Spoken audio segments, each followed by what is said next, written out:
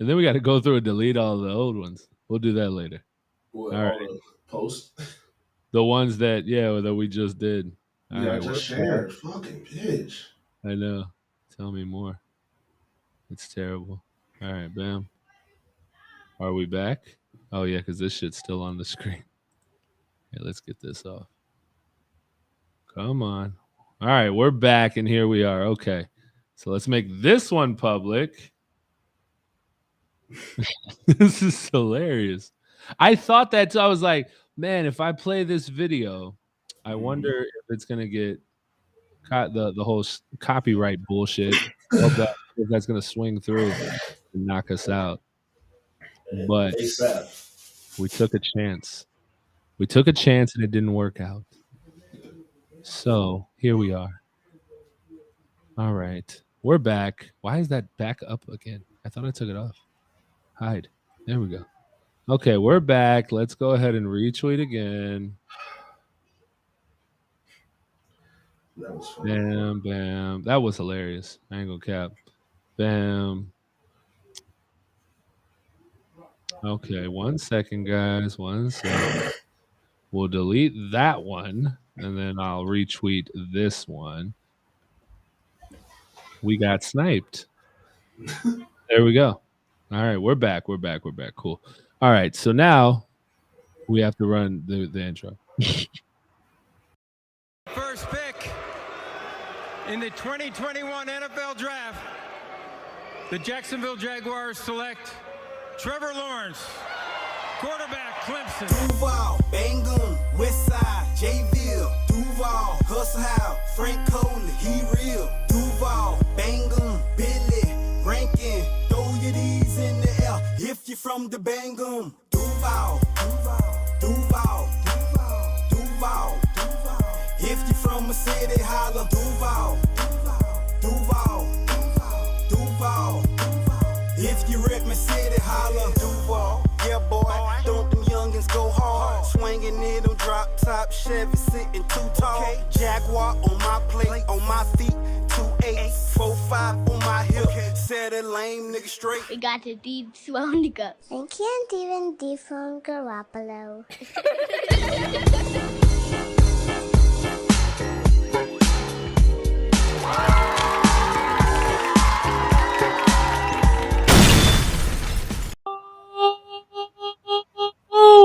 Welcome to the Minute Teal podcast. I am your host, the Hot Take Hooligan Agent K, and I'm rocking with the Cannabis Analyst Agent J. Yes, you are. Off-season week 3, the fucking Byron Leftwich show. Jay, guess what just happened? As soon as we started the intro for the show, Facebook released the claim on the original live stream that we started. Yeah, I saw that, and I was like, motherfucker, man. I never thought it would happen that quick. But, you know, pay the bills. This show is brought to you by the good folks over at MCG. Our group of talented designers can take your ideas and create something special. Been needing to wrap your vehicle to promote your business? Or maybe creating new business cards to stand out in your field? Maybe you're looking to create a memorable gift for a friend. Call us today and speak with a member of our staff and let us handle your vision so you can focus on what's important. Call 904-771-5855 or visit mcg247.com for more information. Yeah, bruh. Shout out to motherfucking Big Duval, bruh. Shout out to this guy.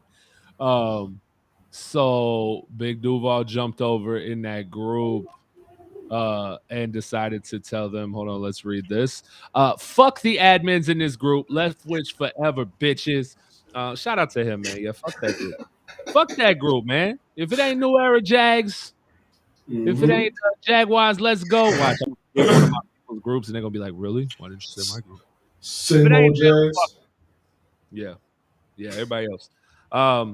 All right, so just in that short period of time where we had the fuck ups, breaking news.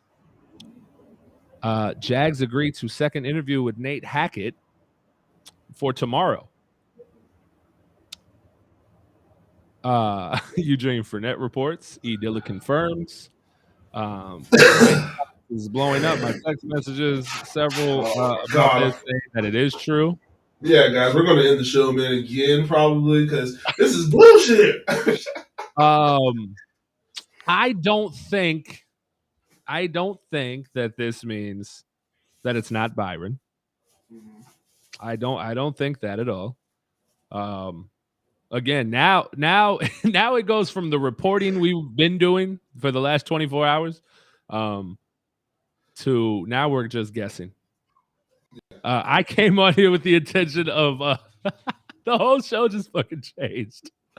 I literally planned on getting on here and telling you to disregard all that national media bullshit you've been hearing because the sources that I have are shared some of the same sources with others.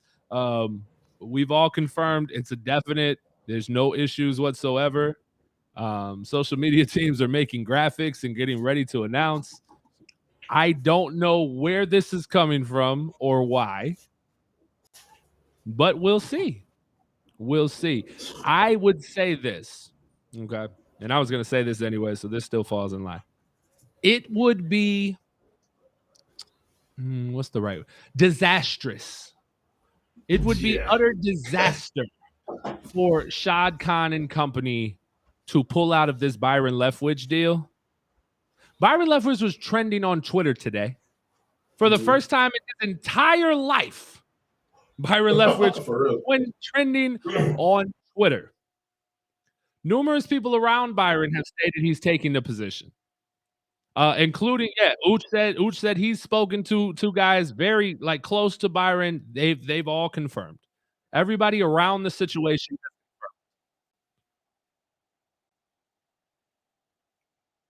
Everybody's concerned. Everybody's confirmed it. So this is interesting. Have no idea how or why. But going back to it, it would literally be disastrous. Byron Leftwich trending. Jeez, why is that so hard to say? Trending on Twitter for the first time in his entire life, and nobody in the national media is tweeting about it, right? So this is all local that's making this happen. This is all Jaguar fan base making this happen. After the debacle, after the genocide that was Urban Meyer took place, we never thought there would be any hype for this offseason. It was impossible. How could you possibly build hype this offseason? It doesn't get any bigger than Urban Meyer and Trevor Lawrence last season. No fucking way, right? So there's no way there's going to be any hype this offseason. And then Byron Leftwich accepts the position with the Jacksonville Jaguars. And the fucking sky opens up and God shines his light on the city of Jacksonville and the fan base gets hope again. Is it misplaced hope? Who the fuck knows? But it's excitement. For the first time in this entire season, outside of knocking the Colts out of the playoffs, which, by the way, the first time this entire season, there is hope again, and there is a bit of hype built up around this team. If Shad Khan and company was to walk away from this and not make it happen, bro, this franchise would be fucking destroyed. It would fall apart. There now is no other coach you can hire. You can't go in another direction. There are people like the entire fan base, the alumni, the city itself. Everybody is all in on this. The national guys who didn't even play with them, former players who played against him are chiming in. Everybody is in support of this move. If you don't make this happen, oh my God, the city will. Oh my God. Could you?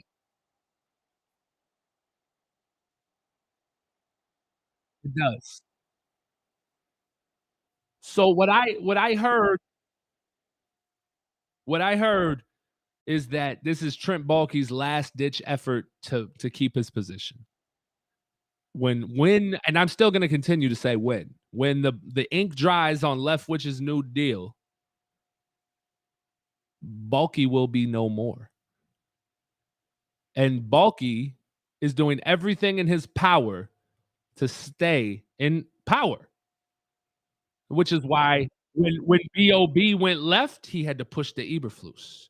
And now the Eberflus thing is kind of floating around, but it gained absolutely no traction whatsoever. So now this Hackett thing comes into play. But what I find odd is that Hackett was the one guy who was confirmed saying he would not work with Balky.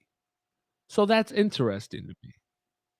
I'm interested to see how this all plays out. It's just another 24 hours. They're going to walk in, they're going to interview Nate Hackett for a second time. I'm sure at this point it's more than likely just doing their due diligence. I still believe wholeheartedly Byron is the guy, if this report is even true. I saw it from Eugene, right? Gene's been a little upset today. Mad he didn't break a story. Tweeting all kinds of craziness at Dilla and company. Now, I do see Dilla confirmed it. Okay. So I don't know if this was maybe Balky saying, please, let's just go interview this guy. Okay, let's give him a shot. Let's get the second interview out the way so we can say, you know, we did the right thing. I don't know. This definitely throws a wrench in the show. I plan on coming in here talking about the... But still, Byron's going to be the who... But, bro, who's our coach? Byron. That's it. It's not Hackett. It's not Eberflus. It's mother... Who's our coach? Byron. Who? Byron. Say what up to Byron. What's up, Byron? What you thankful for next football season? He's right, Jesus Christ, and Byron. Who? Byron. Who? Byron. Who the Jags' next head coach? Byron. That's it. It's nobody else. So you know what? Instead of this being a let's talk about how we know it's it, let's talk about how it better fucking be it. That's what this show gonna be about instead. I'm gonna bring on Stone Cold Steve motherfucking Boston. I don't got the theme music, so we're gonna give him whatever button I press, and it's just... I'm sorry, Stone Cold. That's just what it is. You get the one. Oh, my God. Oh, we did it again. All right. We get the womp. Yeah. We get the womp womp. Bruh. This is not happening. You understand me? Byron Leftwich is the coach of the Jacksonville Jaguars, period. End of fucking story. I agree, man. This is all Trent Baalke. All Trent Baalke, in my opinion. All Trent Baalke.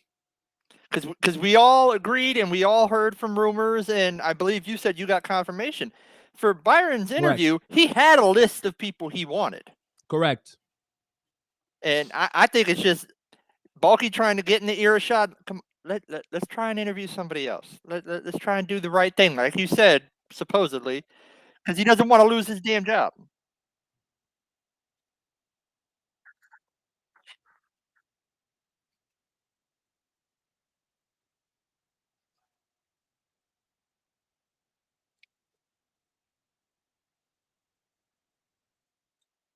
That's the only guy. Bruh, that's the only guy. There's nobody else. It's no other option. It is no other option. Now, we went, those of you who didn't get a chance to tune in to T3, Teal, Trenches, and Tacos, Tuesday at 2 p.m. on the Relevant Network, Tom McManus's Jaguar Fanatic Station. Shout out to former Jacksonville Jaguars middle linebacker Tom McManus. We did an entire show about why Byron. So we'll just touch on some of the key points for why Byron, because even today, through the beauty of the announcement and everything that everybody was in love on Jaguars Twitter, everybody's happy. There's still some of you motherfucking cobblepots, some of you motherfuckers hating. And I feel like we have to have a conversation, because I see the why would you bring back Byron? I see that he was a bad player. I see that he doesn't have experience. I see that he has Tom Brady. All of this fuckery. So let's go back and revisit some of these points. That's the kid on the damn. That's the kid in the blender. Yeah. Ella, take that outside, goddammit. Oh man, you know we gonna get Stone Cold a second. We gonna get Stone Cold a second, bro. We gonna give him a minute, bro. So look. Oh shit! I disconnected the headphones. How does that happen? Big feet problems. All right. So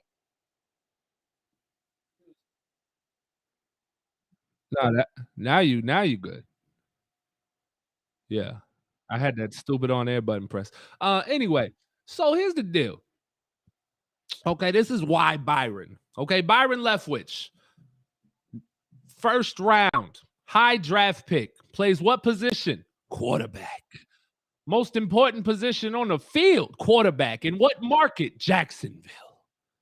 Knows what it's like to play in the city of Jacksonville. Knows what it's like to deal with the fan base in Jacksonville. Knows what it's like to struggle.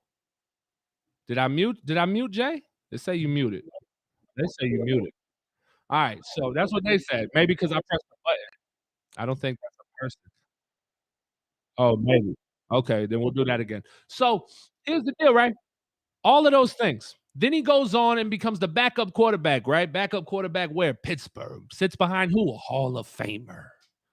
Wins a Super Bowl there. Now he didn't have to do much, but gets the ring.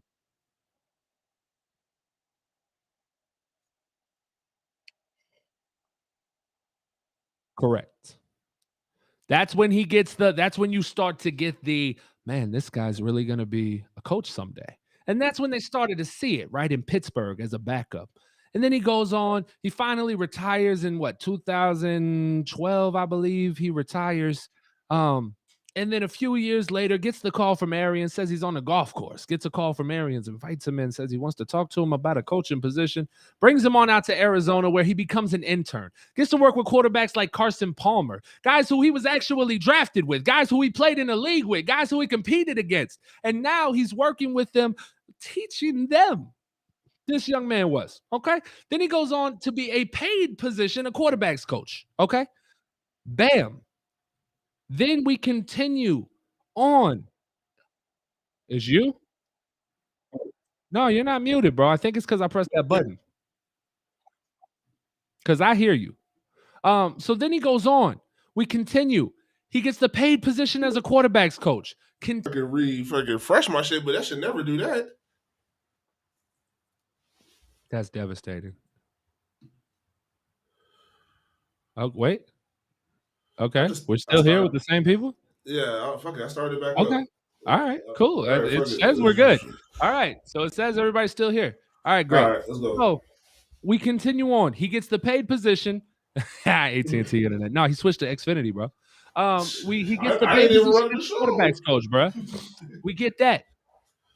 Then he gets awarded play calling responsibilities. Mm-hmm. Then he gets the offensive coordinator job. Then he goes to Tampa Bay, where Bruce Arians says he would not have taken a job if Byron Leftwich wasn't available. Brings Byron there. Then Tom Brady has two of his best passing seasons in his career, and he does it at the age of 43 and 44. He didn't get better. Yeah. He didn't just all of a sudden get better. Now, he did get better weapons. Yeah. He did get better weapons in Tampa. Yeah, they but he definitely didn't gave him the get weapons better. they needed. Yeah. So look at all of these when I hear my background coming. I don't know where it's coming from. You get all of these things. He's able to accomplish all of these things. Now look at who is the most important player on the Jaguars roster, Stone Cold. Trevor Lawrence. Trevor fucking Lawrence. So do you not think Trevor Lawrence cannot be molded, cannot be tutored by a guy who was drafted high, sounds familiar, who plays quarterback, sounds familiar, in that market, sounds familiar, dealt with the bullshit that this market brings, sounds familiar. What are we talking about? Then he is an offensive specialist. This is what you want. He is one of the better play callers in the league. One of the most respected coaches in the league. States he would not have even accepted a position if this gentleman was not available. Mm-hmm. He gets to work alongside Ben Roethlisberger, Hall of Famer. And then he gets to coach Tom Brady. They get to work together. Now, someone's going to say, yeah, but that's Tom Brady. So, like, really, it's all Tom Brady. No, the fuck it's not. Shut up. That's not how that works at all. Byron Leftwich has big dick energy, ladies and gentlemen. Byron Leftwich walks in the room. He does not take, I am the GOAT. I'm Tom. No, bitch. I played with you. You are not Brady. You are not GOAT. You are Tommy. Okay? Yeah. He walks in the room and tells him, and there's reports of a conversation where he says, no, my stuff is not just okay. We are going to run my stuff, and let's collaborate together. They work my stuff is together. good, bro. They come together, and now Byron gets to play off of that. They get to have conversations. He gets to say, well, listen, Tom, I think in this situation, this is what we would do. And Tom can say, okay, I like that. But you know what else? We could do this. And he gets to see it from another set of eyes, and those eyes just happen to be attached to the fucking head of the greatest quarterback in the history of the NFL. That's pretty good. Yeah, and you don't want do you not want any of that stuff oozing into your number one draft pick? Like this kid, whose brain was he picking here? Like, you know what I'm saying? Whose brain was he picking? CJ? He was picking CJ Beathard's brain? Yeah, bro. Picking his brain. You picking motherfucking Shotty's brain. He's picking Bubbles' brain? He's saying Bubbles. Let me ask you a question.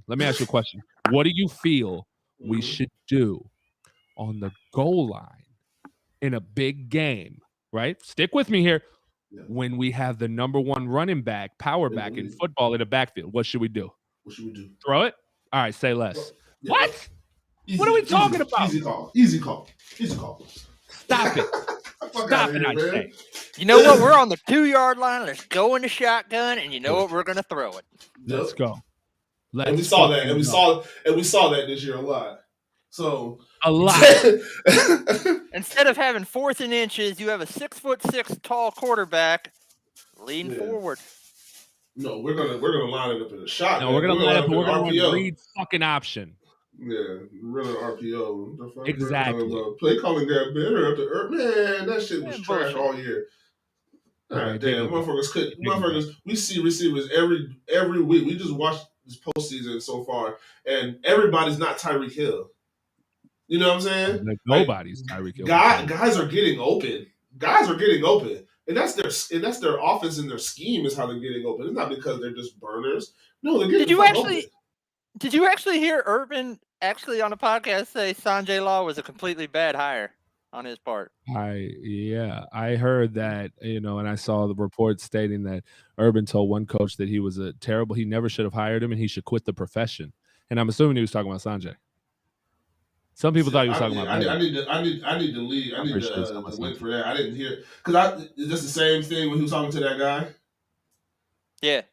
Yeah. Where'd you hear it at? I didn't try to find it. The Dan Kitch or something like that. I just didn't look for it. Is it like a podcast or is it? Send it to me. I'll send it to Jay.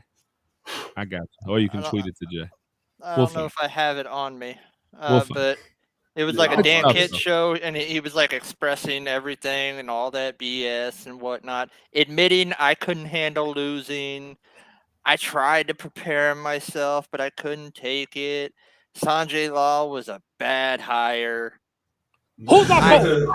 Who? Byron. We're not talking about Urban. Who's our coach? Byron. That's all we're talking about.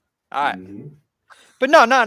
What I was getting with the Byron thing, I love the fact that Tom Brady said this since you were on the Tom Brady, talking about Byron Leftwich. He said something awesome or whatever, which I hate Tom Brady, and you never hear those two words in the same sentence. But he said, I don't just see Byron as my coach.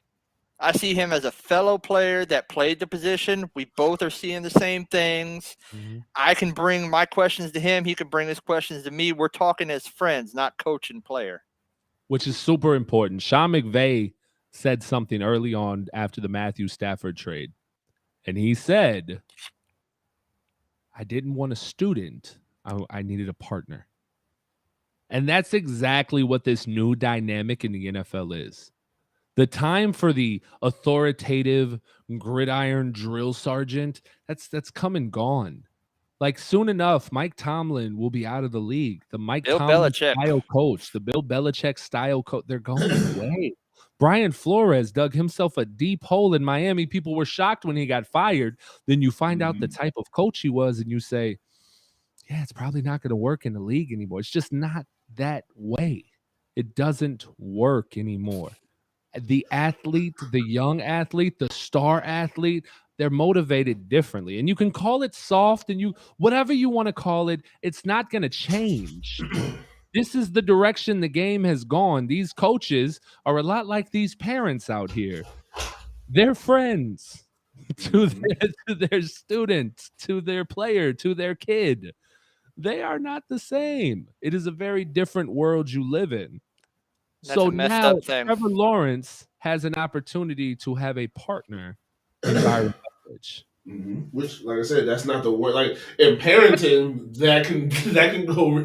But I guess in the same way in professionalism too, in sports. But at least see, in sports, you're coworkers. So that's the biggest difference. That's why you can have that friend relationship because you're coworkers. There's really not a power balance there. There is, you're the coach, but I get paid more than you. But I get paid more than you. Power balance. Yeah, but it's not really a power balance. Like I said, it's not a real power balance now because I get paid more than you. They got paid more than you. Yeah, but there was a power structure. Yeah, and it was set into place, and it mattered. And the world has changed. It doesn't matter anymore. It really doesn't. So it's just completely different now. So you have to be able to partner up with somebody. You have to be able to relate. How do you relate more than a guy who was drafted highly in the same city as you to save the same franchise you're attempting to save now? Yeah. It doesn't get any more relatable. It's perfect. This should not be even in question. The deal was done. Something happened. I don't know, and I haven't gotten word on exactly what it is yet. I've been blowing up my people, trying to figure out what the fuck just happened. Balky. I don't have anything yet. Balky is the only thing that I've heard today several times, not necessarily from my people, but I've heard it. It infuriates me. Which is insane because we were on the train where it's like, at the end of the day, I need your job is to procure talent, and if you can do that, that's fine. But you holding this up, bro. You holding this up, bro. I don't think there's any way you stay. Like, why the fuck are you like, bro? Why are we not getting the 5? But the biggest thing is, bro, I feel like they tried them, and I feel like they tried it. They try the black head coaches, bro. Why the fuck are you offering me a 3-year? I mean, that's the lead we heard. Whatever. That's the information that was out, is that possibly a 3-year deal, bro. Fuck that, bro. You're not gonna give me no fucking 3-year deal, bro. I don't give a fuck what you got going on, but you're gonna sign me to a 5-year deal. How the fuck am I supposed to get a program? You're essentially giving me 3 years to turn this shit organization around. I'm fine. I'm not really with that. I need security that I'm going to be here for 5 years. I have a 2 to 3 year plan going on. You have a rookie quarterback. Yeah, we could be good in a few years. Like, you give me, if I can get to where I need to, right? So boom, we hire Buddy.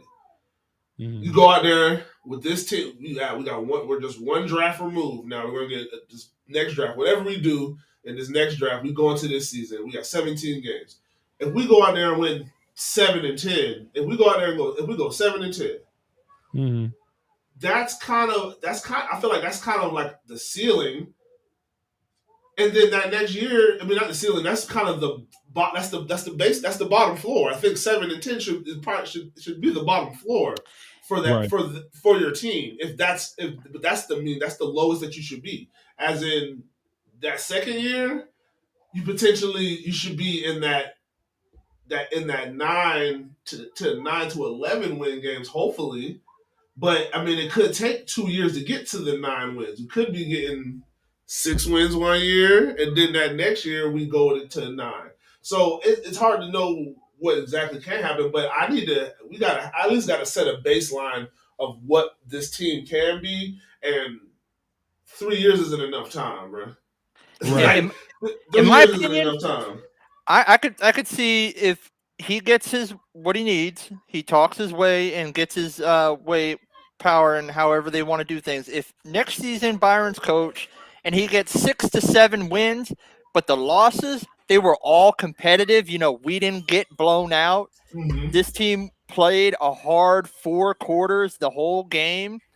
I see progression in that. That's a good sign. And then the next year, yes, I want my 8 to 10 win season and so on and so forth. I just want to see get into the playoffs. At this point, you can get into the playoffs with 8 or 9 wins, and especially with people if they ever changed the overtime rules, like we didn't say this on the air, but but if with the possibility of ties and stuff like that, and whatever's going to happen in the future with any of that, like yeah, man, we got 17 games now. It's an extra game now. I can lose a game or a tie. If I can tie, it's not as good as a win. But it's damn sure not as bad as a loss. But yes, I really just want to see progression and not blowouts. Not to where. And that's what it is. You just want growth. Yeah. Yes. You want growth. I mean, realistically, you're walking in, you're playing the Cowboys, you're playing the Raiders. Yeah. Okay? I don't want the game to be over in the second quarter. You're playing the Giants, you're playing the Colts, you're playing the Titans, you're playing I almost said it. You're playing the football team, you're playing the Chargers, you're playing the Eagles, you're playing the Jets, you're playing the Lions, you're playing the fucking Chiefs. Okay? If you look at that, if you fall to the Chiefs, you fall to the fucking Cowboys even, you fall to the Ravens, you fall to the Raiders. I'm just going off playoff teams, right? You fall to the Eagles, baby, even. Let's say we fall to all those playoff teams. That's 5 losses. Tennessee, that's 6 losses. Okay, let's say Justin Herbert, Trevor Lawrence have a showdown, but it looks like it's away, so it's on the West Coast, so not a good thing for us. Let's say we got 7 losses. The other thing, all these other teams are beatable. Yeah. Like really beatable. Okay. But let's say we don't win them all. Let's say, like you said, we go out there, we win 7 games, we win 6 games, but we're competitive. But Trevor Lawrence looks like he is growing. We know the difference between an ass whooping and a loss. Like it is a huge difference between what happened against fucking New England and then what happened against Cincinnati. 2 completely different things. I walked away from the Cincinnati game. Jay walked away from the Cincinnati game. We walked out of that stadium, and our heads weren't down. Oh hell no! I was talking, bro. We got that, bro. Talking shit. Hey, talking shit out there because y'all supposed to. Y'all told us y'all gonna dog walk us, bro. Boy, you almost lost to them Jaguars, boy. You better be careful. You almost lost to them Jaguars. And look, good test, bro. We was an early test for them primetime game. Yeah. And look, in front of that shit was packed. That bit was jumping. Oh, it was. That bit was jumping. That was probably my favorite Jaguar game that I've gone lost. That's probably my favorite Jaguar loss that I've seen, especially a game that I've been to because that was jumping, boy. I mean, when you look at it, like if it's competitive, that means you're growing. And if we start to see Trevor Lawrence grow, Trevor Lawrence is out here throwing for 4,500 yards, and he's throwing for 26 touchdowns. Even if he has 15 picks, who fuck cares? We out here watching Titans get thrown. We out here watching the offense grow because we know at this point, depending on how your offense is, interceptions don't necessarily hurt you. Like interceptions don't hurt Pat Mahomes, bro, unless he throws like 5. If he throws 2, or Brady, yeah, I mean, if he throws 2, look how many fucking picks Brady threw this year. Not everybody is Aaron Rodgers, bro. I mean, he threw what he threw, but he only threw 15, right? 15. That's a lot. He threw 43 touchdowns. I know. 15 picks, bro. Yeah. That's a lot of picks. I mean, that's a lot of touchdowns too, but that's a lot of picks. He threw 12 last year. Yeah. I mean, you're getting up there. But yeah, Aaron Rodgers' touchdown to interception ratio was great. The touchdown to interception ratio for Brady in that scenario, yeah, it's great. Mm-hmm. But I mean, 15 picks is a lot of picks. Mr. Switch says, if the running game is there, I can see it. Well, I think the running game will be there. Honestly, I mean, because I mean, if James Robinson is who we like I said, I love James Robinson.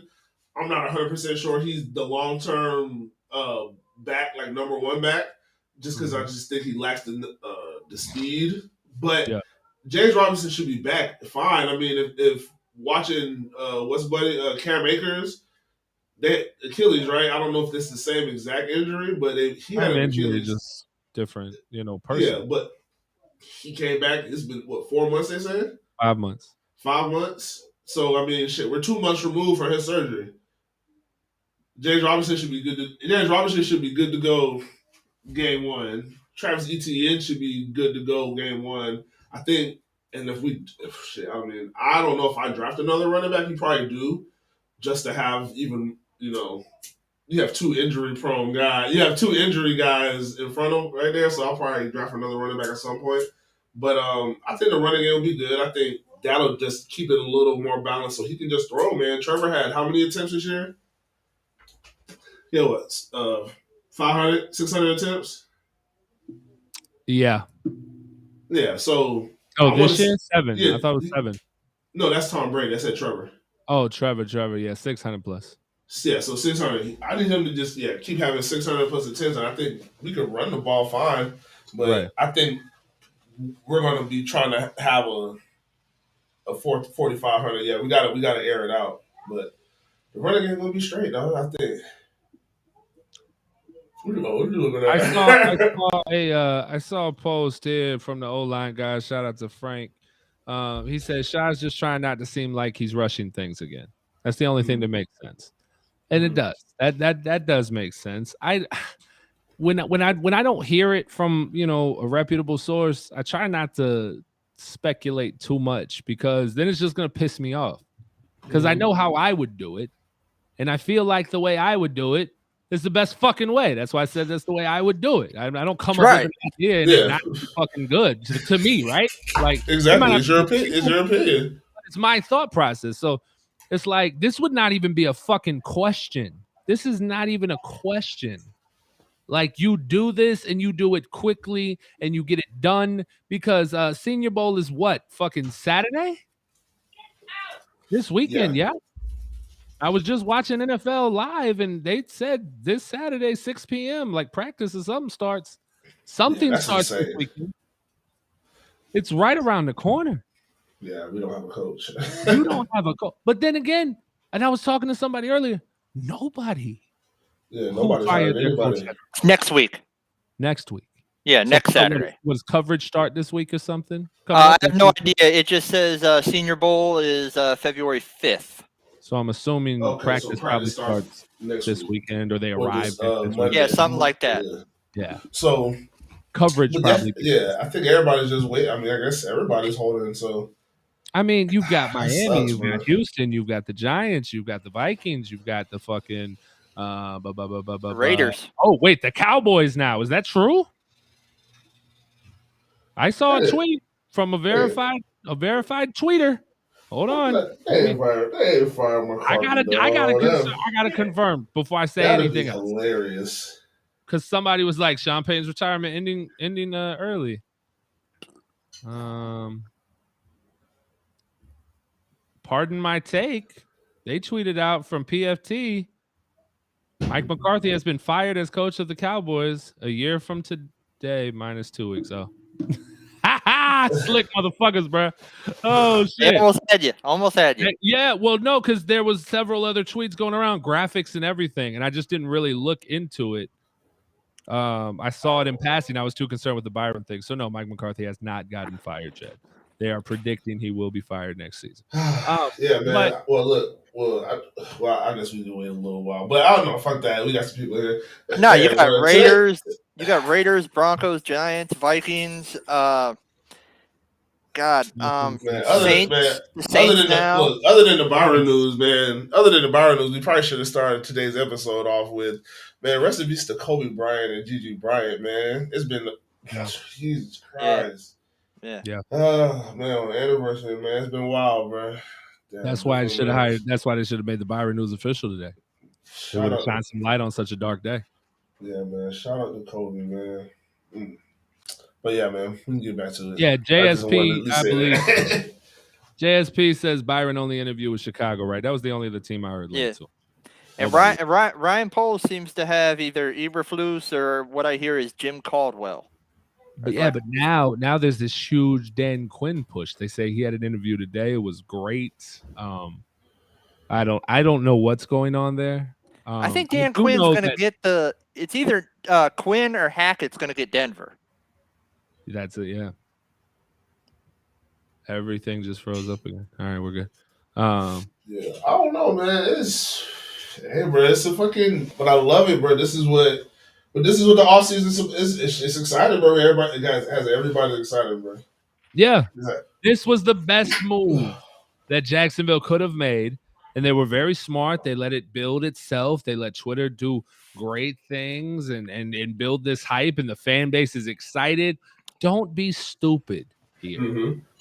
There's nobody else you can hire that is going to sell any tickets. There's nobody else you can hire that is going to get this fan base excited. I don't care I don't care. You can hire Tupac Shakur to come coach this fucking team, and they ain't selling damn but a ticket. Jazz fans say, "How you feel about Byron Leftwich?" What up, baby? Take me out to dinner. Who's our coach? Byron. Who? Byron. That's it. Mm-hmm. That's fucking it. Oh man. I'm JPS said he's raising Kane from Twitter. What up, Raising Kane? Do you think the Bears gained interest because they realized Byron is potentially available? No, I don't think so. I don't think he's available. I don't know what this is. I don't. But if I'm Byron, I'm taking. No, the only reason you hear about it is Byron's taking that interview because, hey, bro, I can go anywhere. No. He took that interview already. Yeah. I don't think that's not happening now. Yeah, that's already done. From my understanding, that was early on, and there hasn't been anything else to it since.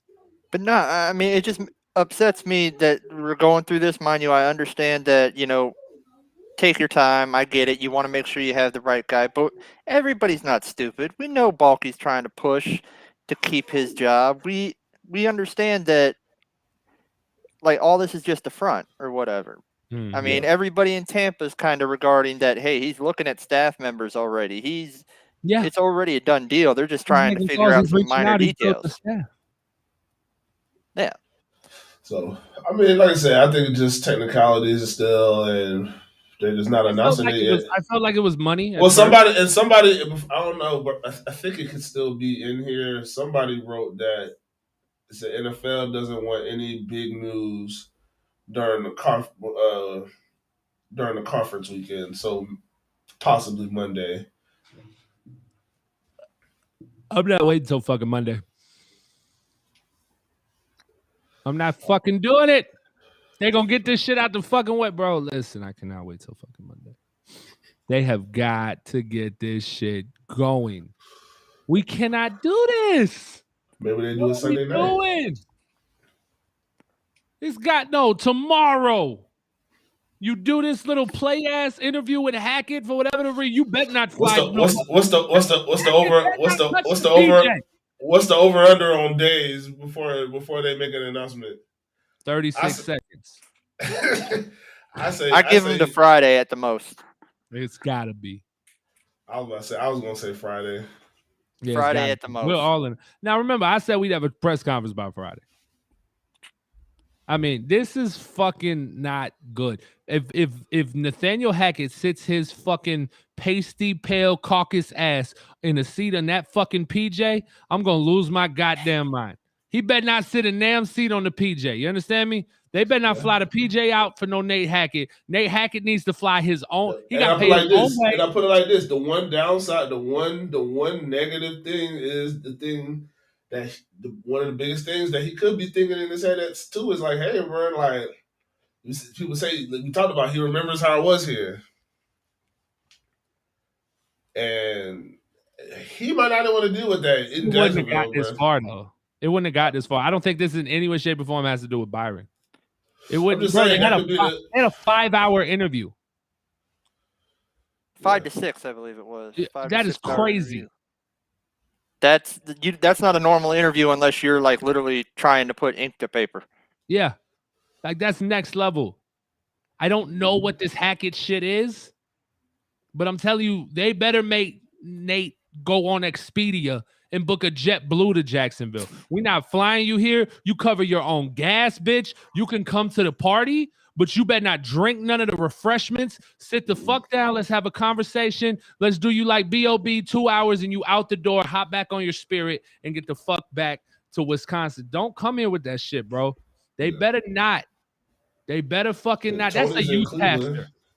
Yeah, Tony's in Cleveland, so they ain't doing nothing. Exactly. AEW is on right now. They're not doing nothing. They're not moving nothing. Nothing happened until AEW go off tonight. You know what? Byron Leftwich better be coming out AEW, the motherfucker. That's what I'm saying. In New Jersey. Welcome to new head coach of the Jacksonville Jaguars, Byron Leftwich. Oh my God. He just kick a bitch in the face, hit him with a stone cold stunner. And walk out the ring. That's what better happen. Look, y'all gonna make me pull up the goddamn Xfinity app and see what the hell going on over AEW tonight, man. Shit. That's the only thing that better happen. I already got AEW on. What do you want to know? Okay, let's get it, cause No, Leftwich OC is.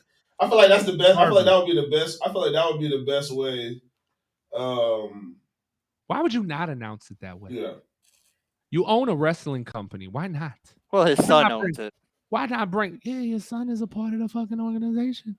He's in the press box with goddamn Bulky sorry ass. He preventing Bulky from making these dumbass decisions.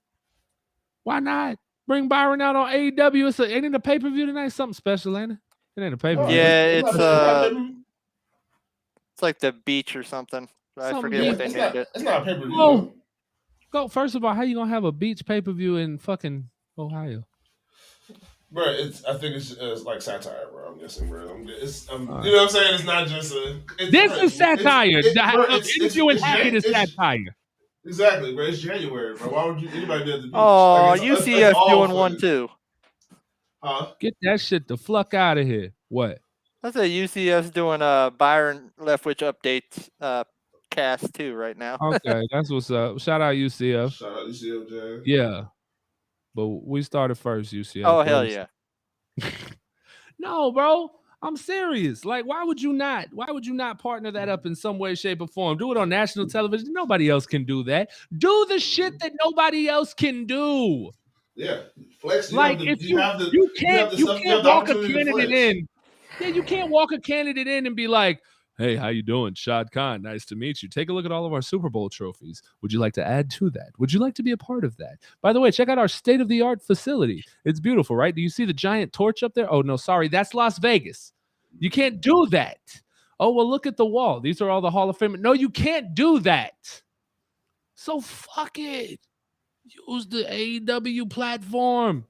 All right, so here's the plan. We're going to go ahead and sign you right now, okay? You can go ahead and get all your coaches on the phone. Instead of flying you in for a press conference, what we're going to do is get in Cleveland or wherever the fuck it's at in Ohio, and we're going to go ahead and bring you out the musical hit. It'll be the big cat, wow, and then all of a sudden, here you come, and you're going to come running out to the ring, right? You're going to come out to the ring, you're going to hit a bitch with a Stone Cold Stunner, smack him with a steel chair, grab the mic, scream, Duval, drop that bitch and go. All right, we got it? Good. All right. Let's get it. See, bro, that's why, bro. Yeah, Tony Khan, Tony Khan holla at us, man. Hey, Tony, bro, holla at us, man. You talk about storylines, man. We got him, bro. Bro, dude, but listen, because I'm telling you what, I'm about this close, Stone Cold. I'm about this motherfucking close. Oh boy, I'm about this motherfucking close. Oh, it's gonna be warranted. Hey, this time I'll have no reservations. I don't know what I'll do. I'm not even joking with y'all. I don't know what I'll do if this shit falls through. I really don't. Oh, the clowns are back. The clowns are back. The clowns will be back if they don't do what they're supposed to do, bro. I might dead ass like Stone Cold. You might take my spot. Like I might just go. I might not do this show no more. I don't know how I could possibly get on here and talk Jaguar football week in and week out, especially during an off season, if they fuck this up. I don't know how. I can't for the life of me figure it out. I'm with you as well. I really am. That should have made me not that should have not made me want to get those season tickets, boy. I'll go to the games and shit, but that should have made me not want to get all that money, boy. I'm tripping. That boy gonna pause the season tickets. Like, bro, do you understand the money we put into this? Do you understand the money that we have to spend in order to put on this podcast? Do you understand the time it takes to write show scripts? Do you understand that? Do you understand what it took to buy equipment and whatnot? We have sponsors and shit, okay, that come along, and we love them to death, and shout out to them. But do you understand what it takes to do this? I got 4 fucking children, Tony. I got 4 kids. My son's in the other room right now trying to sleep, and I'm in there screaming about you bitches. Do you understand? This is unacceptable. I was supposed to come on the show today and talk positive, and y'all got my fucking blood pressure up. This is not okay. Do the right thing for the first time in franchise history. Do the right thing. You can't draft the right motherfucker to save your life until last season, maybe. Yeah. Maybe. You have the chance to do the right thing. You gotta go for it, dog. This shit's like, bro. Go ahead. No, I'm just saying, bro. It's obviously the easy choice, bro. And bro, if it don't work, it don't fucking work. But it's the only choice. But it's the only choice, bro. Swing for the fucking fence, bro. We just swung for the fences, bro. We whiffed, bro. But guess what? If that was a big whiff. Yeah. Nobody else makes sense. Yeah. Nobody. The only thing, like I said, bro, and I said, bro, Balky, he tripping, bro. Balky, the best thing Balky ever has done, bro, outside of, hey, we don't know who drafted who. We don't know who's in charge of that draft. But the best thing Balky did was, snitch on Urban Meyer. But so just for that alone, I mean, hey, appreciate you, but well, that and the Dan Arnold trade. You gotta go, bro. That's it.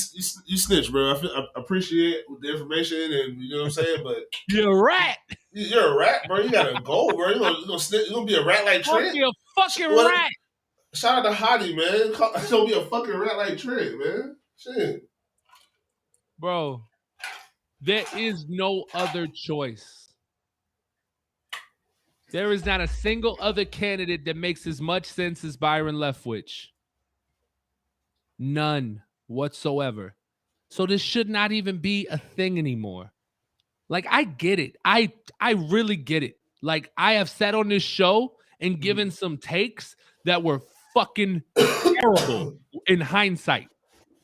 I have sat on this show and co-signed Gardner Minshew as the best quarterback in Jaguar history because of his statistics and what he was able to do in that 6-win season. Then what he was able to do in week 1. While everybody was hating on him and going against him, I was sitting there co-signing saying his numbers are better than Mark's, his numbers are better than Blake's, he's this, he's that, give the guy a chance, this team is terrible, da-da-da-da-da-da-da-da, and I was fucking wrong. Yeah. And I had to eat that shit and come on the show the next fucking week. Yeah. I said, there's not a chance in hell we get the number 1 pick last year. Jay knows it's true. I said it. Because we're not that bad. I was fucking wrong. I had to come on the show and start cheering to get the number 1 pick. Bro. I said, we're not getting Trevor Lawrence because we don't need Trevor Lawrence because we got Gardner Minshew. We're going to go draft Kyle Pitts or something. And I was wrong. Kyle doesn't want to be wrong on camera again, and I get it, bro. He sat right there and said, yeah, Mark, I got it right this time. But he didn't. He was wrong as fuck. As fuck. And it cost him $60 million. Yeah. That's still being decided in court, by the way. To be wrong. So who's going to Nancy Kerrigan? Balky? Shit, I don't know. Man, we get. I'm telling y'all like this. I'm out in Chicago, okay? Yeah. So I can't do it. One of you loyal Jaguar fans, it is not hard. We found out where Blake lived in like no time. Yeah, we knew where Blake was on the beach in no time. We was able to track him at beach bars like it wasn't. No, you telling me y'all can't figure out when goddamn where the fuck Balky at? You telling me? You saw how shook Balky looked when the dude was looking at him. He said, "Hey, Balk." Well, look, first he was like, he looked kind of happy, like, "Hey, hey, Balky, please step down." Please step down. Please step down. He just walked away. Like, he looked defeated. He's like, oh shit. I wonder how many people have like tried to follow him home, leave dog shit on his porch and all that crap. And it better be everybody. They attempted to pull what happened on January 6th a couple years ago. They just didn't have any. Nobody showed up in the fucking class. Tried to do the insert. What is the insurgents? Whatever. No, but I tell you, man, bravo to that little girl on the quiz question at that game. Oh, that was funny. That was funny. She was A, B, C. No, she's like D. Fire Balky. Yeah. Yes. Bravo. Yeah. I don't want to. Listen. I got homeboys doing. 20 plus for conspiracy. So I'm not telling y'all to go kill the man. I don't want to be, a conspirator to any felonies. But if you were so much to happen to figure out where the fuck Bulky lives, okay, and accidentally slice his fucking tires up, and then accidentally steal his cell phone, and accidentally lock him in his house so he can't get out, and accidentally cut his Xfinity Wi-Fi cable so he is unable to communicate with the outside world and he's stuck inside so we can get the contract finished. Let's get it done. Got to, bro. This bitch. Or he somehow gets lost on the way to work. Yeah, let him come back after the contract done. We're not gonna hurt him. Yeah, bro. No, man, that is horrible. We'll never do that. Here at the Minute Tail Podcast, we do not condone murder. I never said anything. I just said he got lost on the way to work. I did not say no such thing. We're not condoning the disappearance of people for them never to be seen again. Well, technically, I never said somebody make him disappear. I said he disappeared on his own. Yeah, he got lost. I've lost it.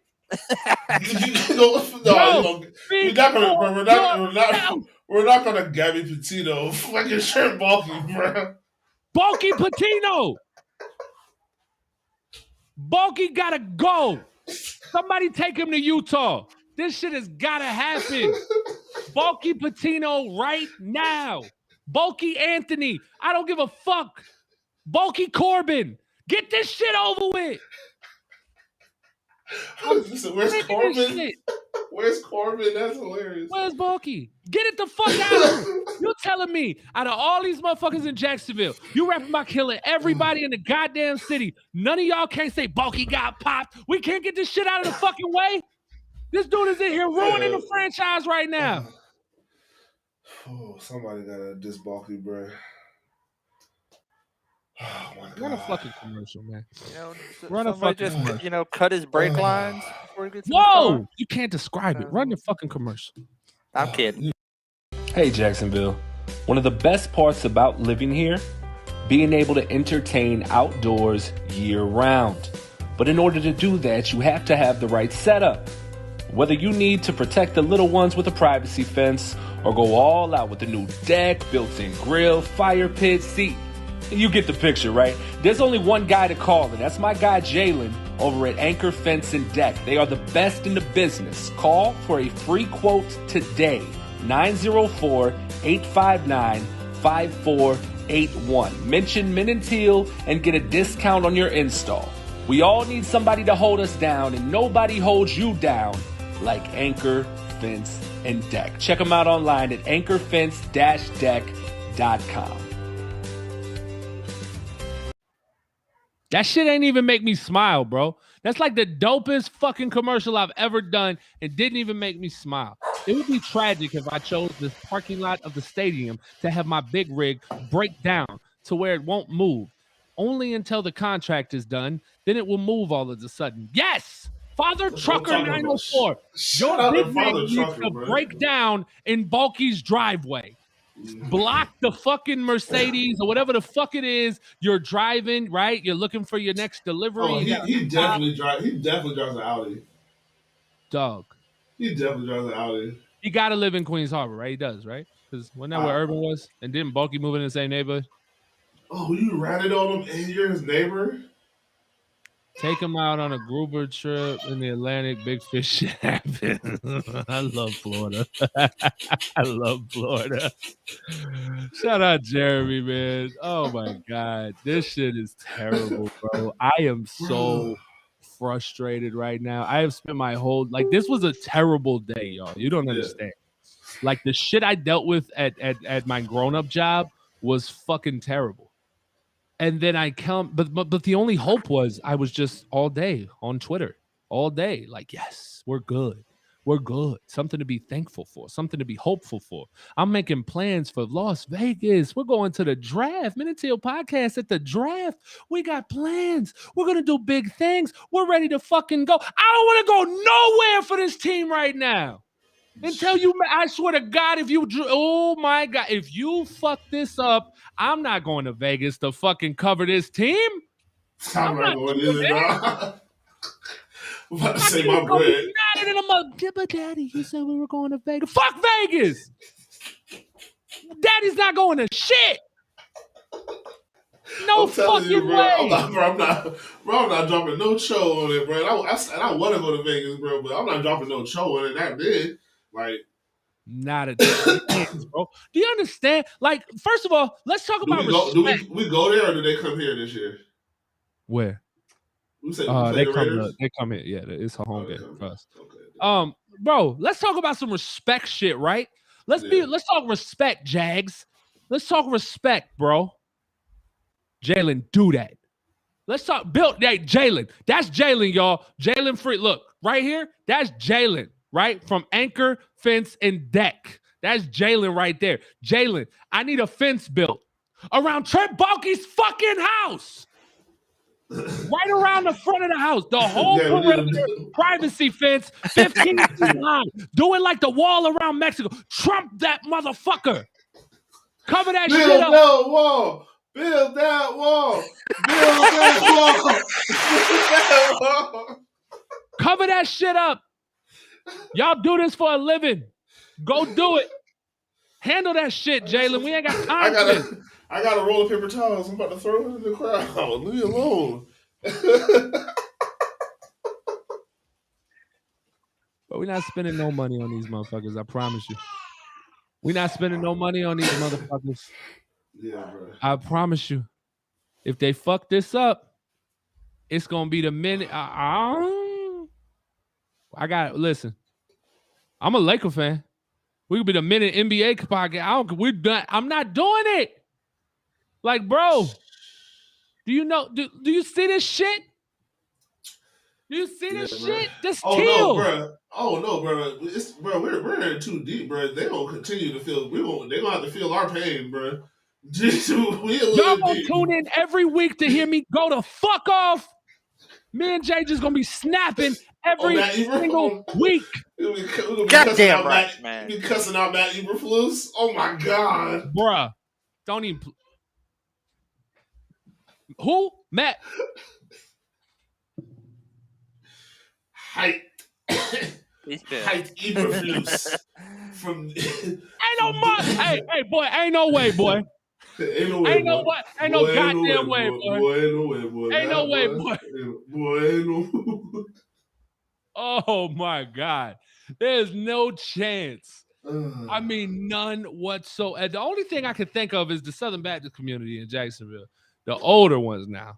Because, look, some religious people was about to shut us down and cancel us. No. I'm talking about the people that run the city, guys. Calm down. Not religious people. Hey, I'm all about it. God, everything.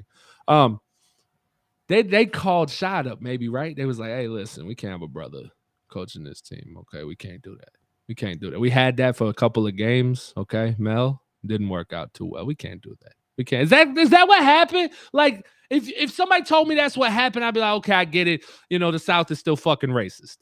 Like, I could get it, but I don't get this.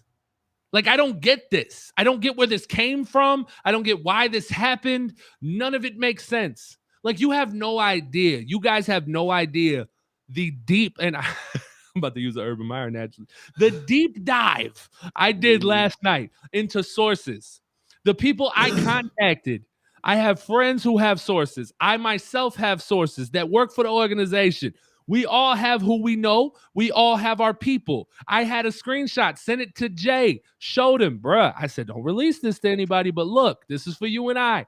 Talked about it. Confirmed, bro. It's a done fucking deal. How in 24 hours do we get here, bro?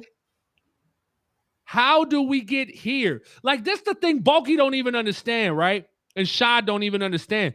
We didn't even give a fuck about Trent no more. We were so fucking happy about Byron. We didn't care about Trent. Bulky, you could have just shut the fuck up and stayed in your office. We wouldn't even cared. Because Byron was here. You were no longer enemy number one. Because we didn't have enough room to hate anybody because our heart was filled with love. I'm telling you. Our heart was filled with love. Because I love black men. Yeah, I love black men. What? Hey, I don't see nothing wrong with it, man. I love you. I love Jay. That's my brother. That's my best friend. Oh, man. I love Byron. I have his shirt on. I don't have my shirt on with my name. I have Byron's shirt on with his name. This is bullshit. Oh, man. I'm not pausing shit. Fuck that. I'm not pausing nothing. I'm sick of this shit. I'm not pausing shit. Tired. I'm tired, Mario. I'm tired. I swear to God, I have said, bro, we have been through so much as a fan base. We have been through so much. We have watched y'all sit back and hire the wrong people, draft the wrong. We watched you draft Taven fucking Bryan instead of Pat Mahomes, and we got over it. We got over it. As Pat Mahomes sat there and took 13 seconds. 13 seconds, bro. He made listen, when I go 13 seconds, my wife goes to the drawer and grabs something out. Pat Mahomes took 13 seconds and made it seem like an eternity. He made 13 seconds seem like 30, 45 minutes of what I do. He did it 13 seconds, and we got over it. Exactly. We got over it. We said, all right, we'll go on to the next year. We got the fuck over it. You didn't draft Lamar Jackson. We get to watch this man run all over the goddamn place. His last name is literally Jackson. It would have been Lamar Jacksonville. Like, the story's right there. The marketing ploy is right there. We didn't draft him. Nope. And we got over that. Cause, bro, look, they'll Great White Hope. They make sure they'll figure out how to fuck some shit up, boy. Like, bruh. What? Bro, just do it, bro. I tell you, bro. He's not even on a team anymore. You drafted somebody who's literally suicidal. Yeah. You drafted a guy who literally, if he forgets to take his medicine, does not show up to the practice facility. You drafted somebody who doesn't even care about football. Prozac. When he wrote down in school, teacher said, "What do you want to be for a living?" That motherfucker did not write down football player. You hear the stories. They write down football player. He did not write down football player. He does not even, bro, he's not even here. And the fact is, where he is, he's not even there. Yeah. We traded him somewhere, and he's not even there. He definitely disappeared over there. He gone. They would traded for Stephon Gilmore right after. You drafted us a guy whose fucking social media name is Sack Guru, and this bitch can't even sniff a quarterback. He sniffed him this year. It's like, don't play my dog this year, man. Boy, don't make me pull the stats up. Jahad Ward got more sacks. I didn't say he. You said sniff. He had a lot of pressures, bro. That boy skinny as hell. Look like the only thing he sniffed is powder. Now, I tell you what, if Caleb Vaughn wants to put on weight, go to Ben Barch. He'll whip you up some of them smoothies, put on like 100 pounds. You got Ben fucking Barch. That too. The Smoothie King. He's a D3. You drafted a guy from a D3 fucking Catholic school.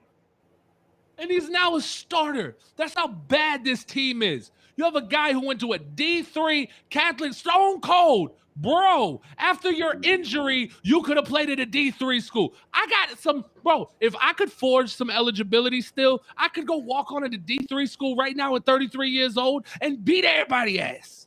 It's D3. And he's starting for an NFL team.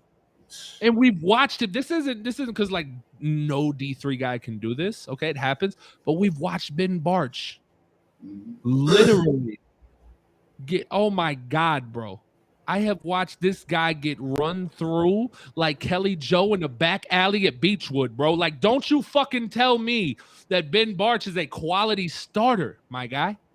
He is still a D3 kid. You drafted a project. What round did we draft Ben Barch in, by the way? The 4th. Was he a project? Great, because I heard on the radio from Jeffrey Lagerman and company how you don't draft projects in the 4th round because of the Jordan Smith experiment. Apparently, you don't draft projects like Jordan Smith. Ben Barch is a fucking project. All we draft is projects.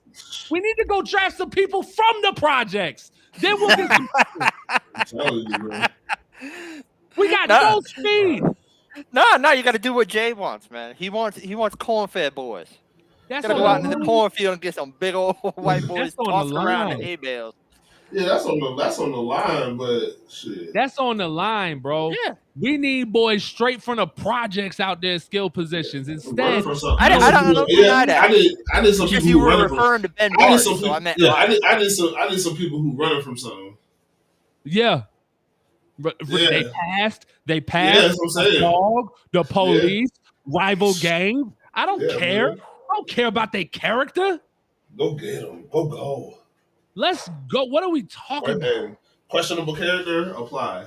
Listen, what you mean? I'll be real with you. We sit down for a player interview and I'm involved in that motherfucker. First question, are you felon fast? Mm-hmm. Like, are you felon fast? No? Have you ever outran an officer? No? Get the fuck out of this interview. Yep. Like, what's the fastest dog you ever ran from? Bam. If it's not German Shepherd or Pit Bull. Look, bro, I almost lost my fucking mind. My watch goes off. AEW wild moment. I'm like, oh no, I don't give a fuck.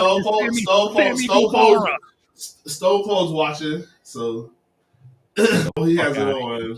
So maybe that's why they decided to interview tomorrow, right? They said Tony was like, "Hey, Dad, I gotta catch a plane. I gotta go out to fucking Ohio. We gotta get this show done. Just go ahead, buy some time. Schedule another interview. We'll get everything done Friday." That better be what it is. Yeah, because while we out here signing character guy, you gave me Lenny fucking Kravitz, 30-some-year-old Lenny Kravitz at wide receiver. That bitch can't run nothing but his mouth. Like, huh? Yeah, you gave me Visca. Visca got a nice story. Visca look like bro. Visca runs like he ain't hang out with nothing but white boys. Nothing but white. He played on an all-white basketball team like James Robinson. We know, James. We know. You got to remember. We see you when you at Illinois State. Yeah, but no, we see you when you do your little interviews at Sneakers at the bar at the beach. Bruh. We see who's sitting at that table. Bro, look here. Let me tell you something, Mr. James Robinson. Okay, after your first game, I'll jump on. I don't know. I'm looking now. I please remember when James Robinson got here and he had that game against the Colts week 1. Oh boy, I got in James Robinson DM so fast because that bitch ain't had number 2,000 followers on Twitter. I was like, oh, he's nobody for real. He's not verified. Interviewing Joe Cullen on Thursday. That ain't no bomb. I'm just saying. All right, real melancholy. I feel you. It is kind of important. Yeah. I just think completing his planned search, I think it's still by. See, John simply said that. Like, that's a bomb. They said, what is Shad doing? I think he's just completing his planned search. He's finishing out the last interview he had scheduled, but it's still Byron. It better fucking still be Byron. Because Byron gonna bring you a guy by the name of Chris Godwin. Yeah. Chris Godwin gonna step in that building and be the fastest guy since Jimmy Smith. Then you're gonna have Godwin and DJ Chark together because we're gonna franchise tag DJ Chark. Don't at me. I said what the fuck we gonna do. Get it, dog. That's the only way we can, bro. That's shit fucking this shit gotta shake this shit out, dog. Like, I mean, honestly, I just want to win football games, bro. I mean, when I get down to the brass tacks of it, I don't give a good melancholy. I still say if you have to, draft a wide receiver at number 1. You know what? Fuck with go get Burks. Man, but I'm saying. I had a fight with Hayes Carline and all that. I mean, I'm saying, bro. I love Byron Leftwich more than anybody, but at the end of the day, I just want to win fucking football games. I don't give a fuck who the goddamn coach is. I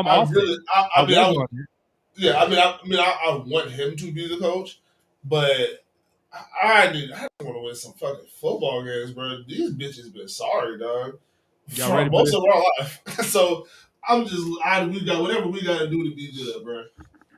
I'd rather lose every game next year with Byron Leftwich as my coach than go undefeated with Nate Hackett. I'm there now because you got me too hyped, bro. And I know we ain't gonna lose every game, and I know Byron's not gonna fail. I believe it. I feel it in my fucking bones. I'm so confident about this. I would bet a fucking mortgage payment on it. Like, I know. I just know. And I've never been so sure of anything in my life that this is the right move. This is why. Oh, my bad. I told him he was good. This is why I was beating the fucking table for Byron 2 seasons ago when Doug Marrone was about to get fired and the writing was on the wall and we were giving our picks for head coach and Byron was my number 1 target. But I knew we weren't going to get him because it was too early. I knew he needed another year. So I thought we were out of the running because we hired Urban Meyer. And there's no way that Urban Meyer is not going to make it out of his first year. There's no way he's going to get fired. It just doesn't happen, right? It's not normal. Well, it fucking happened.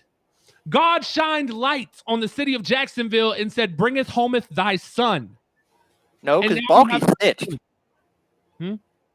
Balky snitched. Ratted his ass out. Balky ratted, but Balky ratted because the Lord put it in his heart to do so, Stone Cold. While he was sleeping, God spoke to Balky. He said, Trent, tell on that bitch. And so then it happened. So now we're here. Don't look like that, Stone Cold. God cusses. Oh, I know. Hell, I truly believe in that. Yeah, God cusses. That puts me to sleep at night knowing that. Believe that. Oh, God is up there right now, mad as a motherfucker that Shad Khan is still going through with an interview with Nate fucking Hackett. Oh, no, there's definitely some people up there. Amen. This is bullshit. Look, shout out to Jamal St. Cyr TV. He's like with an elbow. It was Byron Leftwich going to go celebrate. It looked like he dropped the elbow. It was like he can make. Maybe they can find a spot for Leftwich at AEW. I'm about to. Yeah, they toned in, bro. Look, just go back to this respect thing I was talking about, right? This from 5 hours ago, but they had my phone tapped. That's it. Nah, that's it. Yeah, that's all. We talked about that earlier. Yeah. This morning. They the feds. Bro, back to the respect thing, right? When I was going on a rant about paying for this and I have 4 kids, and yet I dedicate so much of my emotional energy into this franchise to the point where, like, on Sundays when we lose, my wife won't even talk to me. Not because she's mad at me, because she's scared. And I've never put my hands on my wife. I don't yell at my wife. My wife just knows that I am in a state of depression after the Jacksonville Jaguars play a football game, and she doesn't want to see me hurt because she knows I'm about to lay the fuck down and go to sleep in pain. It is terrible. When I watch a game and my kids come downstairs and they go, "We losing again?" That's terrible.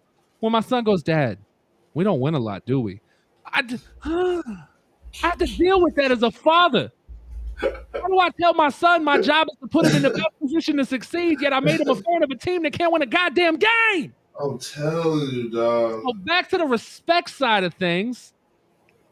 Jimmy Smith, Maurice Williams, Casey Hayward, players, Freddie T, alumni are out here tweeting, congratulating, talking to Byron, about Byron, going pro Byron on the radio, putting it all out there.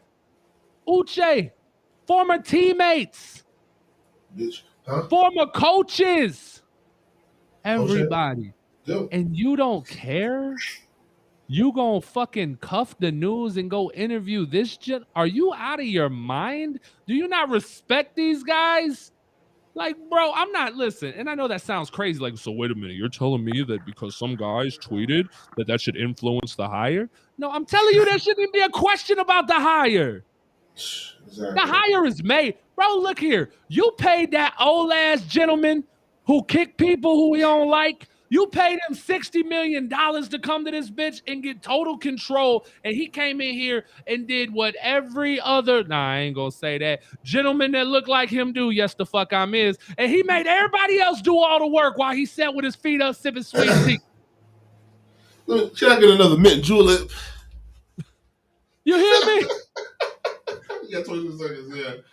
But bro, hey, Urban Meyer was in this bitch like goddamn shit was still segregated. He's like, all right, y'all gonna do all that work now. You hear? I'm gonna sit back right over here while I watch y'all do it all.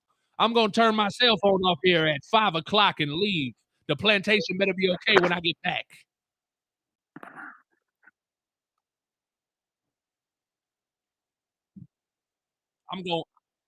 I'm gonna kick you. You gave that man 60 M's?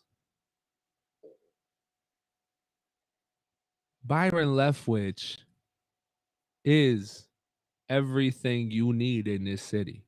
He's the minority coach that you need. I'm not gonna say that. Stop that. He's the black coach that this franchise needs.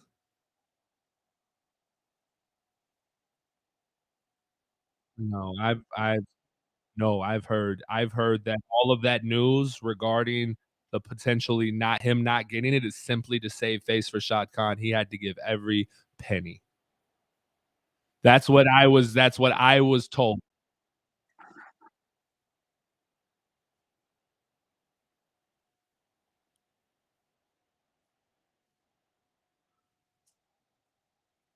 They could have gave him a fully guaranteed. John Gruden's contract was guaranteed. We don't have any details. I don't have any details other than what that I was sent by somebody who knows the situation.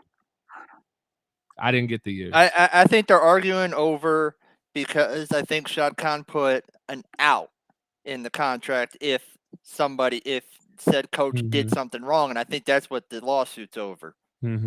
Whether to pay him or not. Right. Yeah.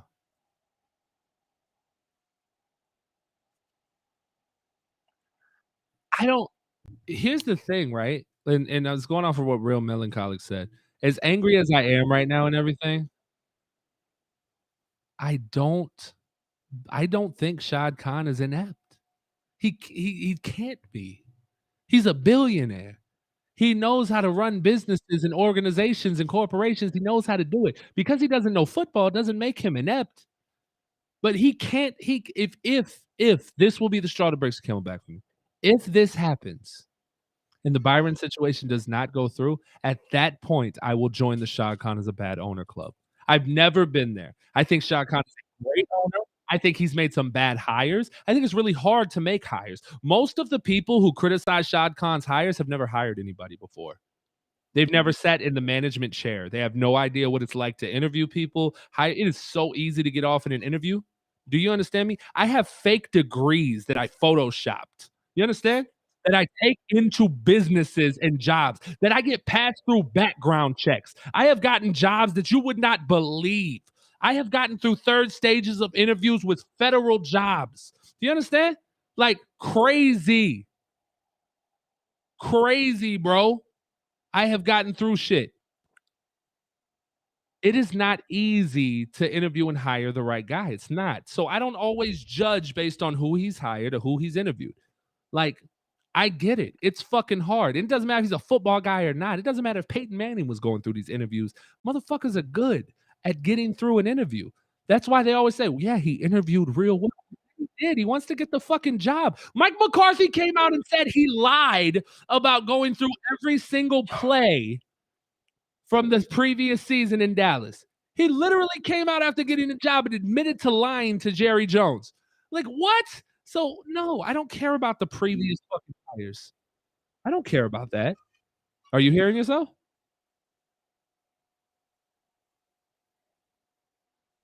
Is your mic too low? Are you registering?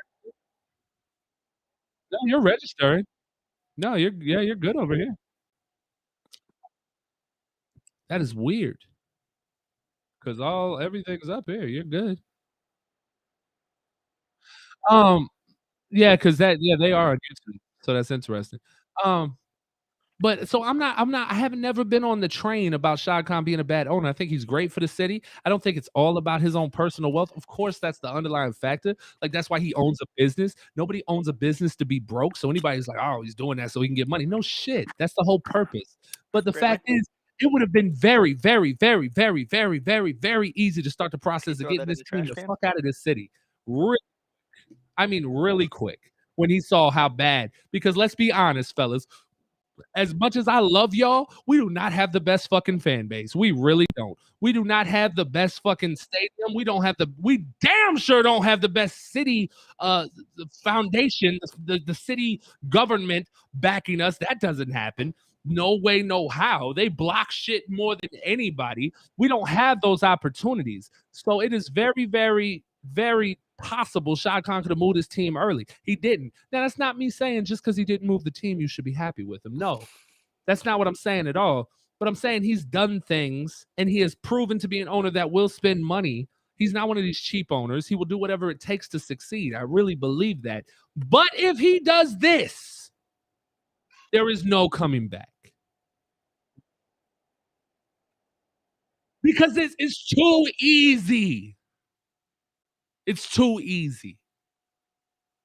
There's no question, bro. Like, this is it. This is the move. You do it quickly, and you do it fucking big, baby. You do it big, bro. You bring Byron in, you have a parade. You do it the fuck big, bro, because it is a big deal. I don't know if it's ever been done before, where a first-round pick returns to be the head coach of a city. Ben says the same thing. He is muted. Are you muted on Facebook?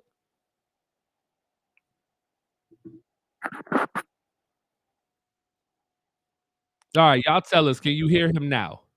I'm going to be quiet for a second. I know that's hard for me. Y'all know I be talking.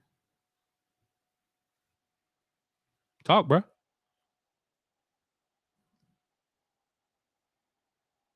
Wow.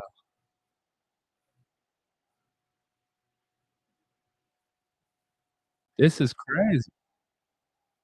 Yeah, I can hear you fine. Yeah, we can hear you. We can hear you. Melancholy said he can't hear you.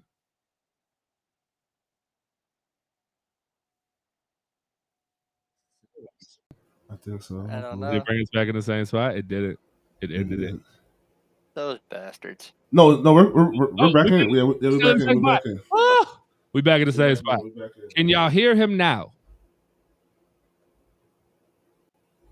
Talk, bro. Yo. I should be going through my computer right now, so yeah. Yo. All right, let's get it. I don't know what the fuck is going on, but hey. This is the weirdest night of restream ever, bro. Exactly.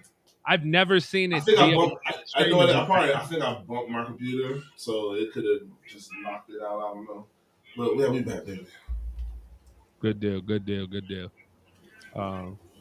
Turn off. But yeah, I'm with you, man. They need to get this shit right. It's written on the fucking wall. You need to get it done. Whoa. All right. What are you still? I want the Jaguars to be the first one to knock the domino over and everybody starts getting head coaches. Yeah. Because, and we were talking about earlier, like, it's weird, bro. It is weird. Because nobody's in a rush this year. Yeah, it's weird that this is happening this way. Like, it is very, very slow. Now, mind you, there's a couple teams that need to hire a GM first. Maybe we need to fire a GM and hire one. Maybe. I mean, you got to remember, like, some places aren't doing it that way. They're hiring the coach to find to bring the GM he wants. So it's really no telling. But I think that's what we should do. Get the coach you want. If he doesn't want to work with Balky, 86 him. Dave Cicelo said momentarily, just a moment ago, he's not sweating at all. It's still Byron Leftwich, according to his information. So, Ben Zeller, y'all need to get Jagging Off on the show. Yo, we've had Jagging Off on. If you go back, you can check out on our YouTube channel. Subscribe to the YouTube already if y'all haven't. Those of you watching on YouTube, you already know. If you're not, Men and Teal podcast, go ahead, subscribe. Scroll down, you'll see our interview with Jimmy Smith. We've interviewed. He was in here earlier, man. He was in here watching the show earlier. He got an open invitation, man. Come on. Yeah, you already know. Who's the other team Byron interview with? They could totally beat us. Bears. We believe it's the Bears. The last report I heard, Miguel, was the Bears. I don't think it's gonna happen though. Like they are very, very strong on those defensive coaches that they have brought in. Eberflus, Quinn, and who's the other one? Oh, Caldwell. He's the offensive guy. But the two defensive guys are getting a big push right now. Dan Quinn, as of today, is getting the biggest push, I'd say. I would have, if you'd asked me last night, I was about to tweet out, I think I might have. I got to double check. Jags Byron, Broncos Nate Hackett, Bears Jim Caldwell. Those are the three that I were for sure about based on everything. Yeah, because the big link to Hackett in Denver is the whole Aaron Rodgers thing. They flew a PJ, bro. It was Urban Meyer-esque. Like, it was the red carpet treatment for Nate Hackett. It doesn't make sense to me to even have this. And Shaw did the same treatment for Byron. Yeah. Right. He's already treating him as the head coach. Right. Jagging off. If you want to call in, go ahead, bro. Let me drop the number right here. You could talk for a little bit. Definitely love to get your opinion on this and what you think. You know, he actually already did a video earlier on YouTube. I know. We were talking, off the air, him and I. This is my guy, bro. There's the number right there, bro. You want to call in? Go ahead. Let's bring you on, and we can have a little conversation. Those of y'all who aren't familiar, because of how we're set up right now, Jagging Off can't hear Jay. So if Jay says something, I don't know. We're trying to figure out these technical difficulties, bro. We don't have an executive producer. Okay, this is all us on the fly. So we try to make it work. We'll go ahead and call in, man. 904-878-3868. Anybody else that wants to call in, you can call in as well. We can get you on the show and get your thoughts on this whole situation. Would love to hear from you. Yeah, so go ahead, call in. When I hear Dave, I'd love to check and see if Dilla said anything recently. I know Rick Ballou is back in Dilla right now, which I love. John Shipley coming forward and saying he still believes it's Byron Leftwich 100%. Shaw's just moving forward with his scheduled interviews. I like that. Dilla retweeted that, so it kind of makes me feel better. Tucked into the bottom of the Aaron Wilson article. Let's see. Several league sources have continued to express confidence that Leftwich will ultimately land the job with the Jaguars. Unknown caller. Oh my! Here we go. Call from Jagging Off. Jagging Off. To accept, press 1. To send a voicemail. You filthy motherfucker. You Jagging Off filthy motherfucker, you. Welcome to the goddamn show, bro. What's up, man? Hold on. You know I got caller. You know I got caller ID, right? Well, yeah. That's your name? What? I don't want to put it out there. Like, I don't want to say it and not be your name. That's your real first name? Oh, I'm not even looking at YouTube. Did it show up? No, they can't see it. That's why I didn't want to say it. You want me to say it? Oh, no. I mean, it ain't all good. I mean, it looks. I was gonna say your name is Wes on, Facebook. This name is way cooler though, bro. You should be going by this if this is your name. This is dope. I should. That's dope, bro. You're tripping. All right, go ahead though. Talk to me, man. How you feel about this Byron shit? What's that? I said, how you feel about this whole situation? What we're dealing with Byron, with the Jags, and this fuckery that's come up. I feel like I still want to murder Shad Khan. Ooh. Yep. And you told me to watch my language. Hey, this is Jagging Out, bro. Jagging Out can say what he want to say. Go ahead, Jay.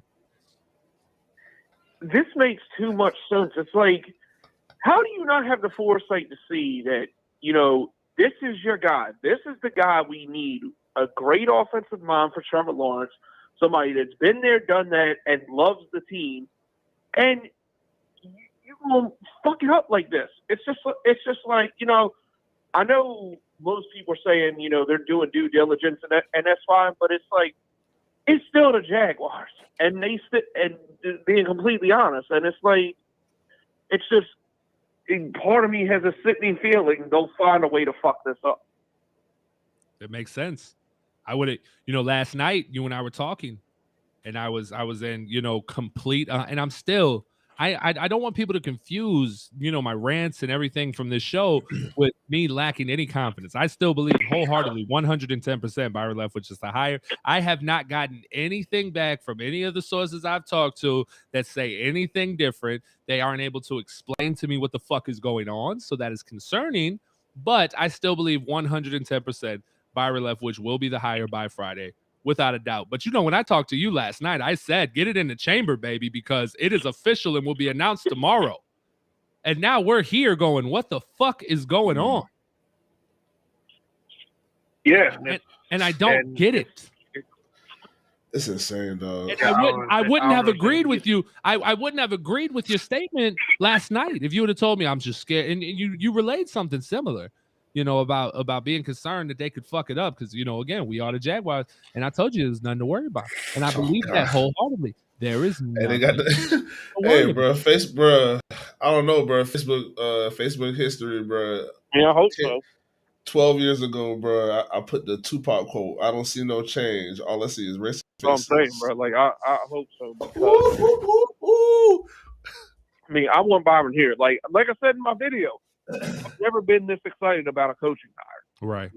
And here it finally seemed like this asshole Shad Khan was going to do the right thing, and now there's some possibility that it might not happen. Right. This shit's wild. Yeah, absolutely.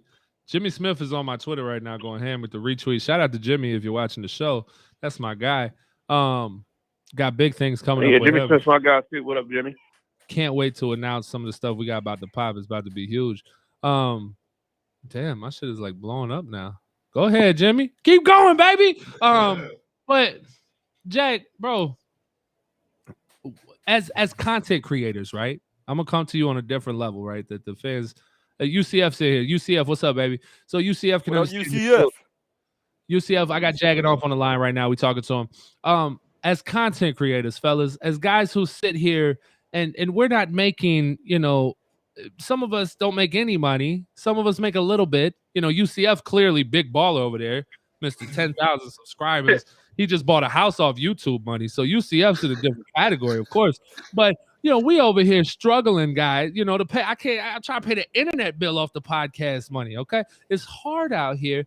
How, bro, are we supposed to come up with content, positive content, to excite the fan base on a weekly, bi-weekly, monthly basis when they're doing this to us? What are we supposed to do? Man, I'll tell you, I've been doing this shit since 2015, man. It's rough. It's hard to. Right. Like, you look and search for things to be positive about, and like, here we finally thought we had something. And then Shad Khan, of course, got to fuck it all up somehow. Do you think it's and I know that you can come back and say, well, it's related to Shad Khan because he kept Trent Baalke around. I know you can do that. But let's take that scenario out of the picture, right? And say, do you think it in this case right now, do you think it is Shad or do you think it is Trent at this moment that is preventing the actual pen to paper finalizing the deal? I mean, I think it's Trent Baalke. I think it's Trent Baalke. Right. But at the same time, it's like you said, and I've gone on record and said this on many occasions. Mm-hmm. You are the one. Shad Khan is the one who is deciding to keep this asshole around. Mm-hmm. So I've said it. Like when Trent Baalke. So that's what I'm saying. Like, you see the writing on the wall. You know what this dude's all about. You know how he's been regarded as a piece of shit basically everywhere he's been. And you got people telling you this. So now that so it ain't like a thing where you don't know. You have the knowledge. So anytime Baalke fucks up, I don't blame Trent Baalke. Mm-hmm. I'll blame Shad Khan. Yeah. Like Baalke to me gets a pass because we know what he's all about. Shad keeps him in the building. Shad keeps him employed. And Jack, and if Tony, you know what? And the other thing too, like I heard you say earlier, like Tony Khan like tries to prevent him from doing dumb shit. It's like, if that's the case, then why is he even fucking here? Like, what is his role in all of this? Right. Right. And you know what's crazy? And Jimmy Smith just retweeted something, not from me, but from Gabrielle Union. Yeah, man. Shout out to Gabby, man. Gabrielle Union, the night after the Bucks loss, is tweeting that Byron Leftwich better be a head coach. Gabrielle Union with 4.4 million followers. Gabrielle Union, who's married to D-Wade. Gabrielle Union is a verified Twitter account. It's not a fake one. Gabrielle Union is for some reason interested in the Byron Leftwich head coaching search, and then turns around and retweets Byron in a fucking Jaguar goddamn coaching outfit. What? The uniform. Bro. The little coach's uniform, the little windbreaker. Come on, dude. What are we talking about? Shad, this is so easy. This to me is as easy as the Trevor Lawrence pick. Yeah.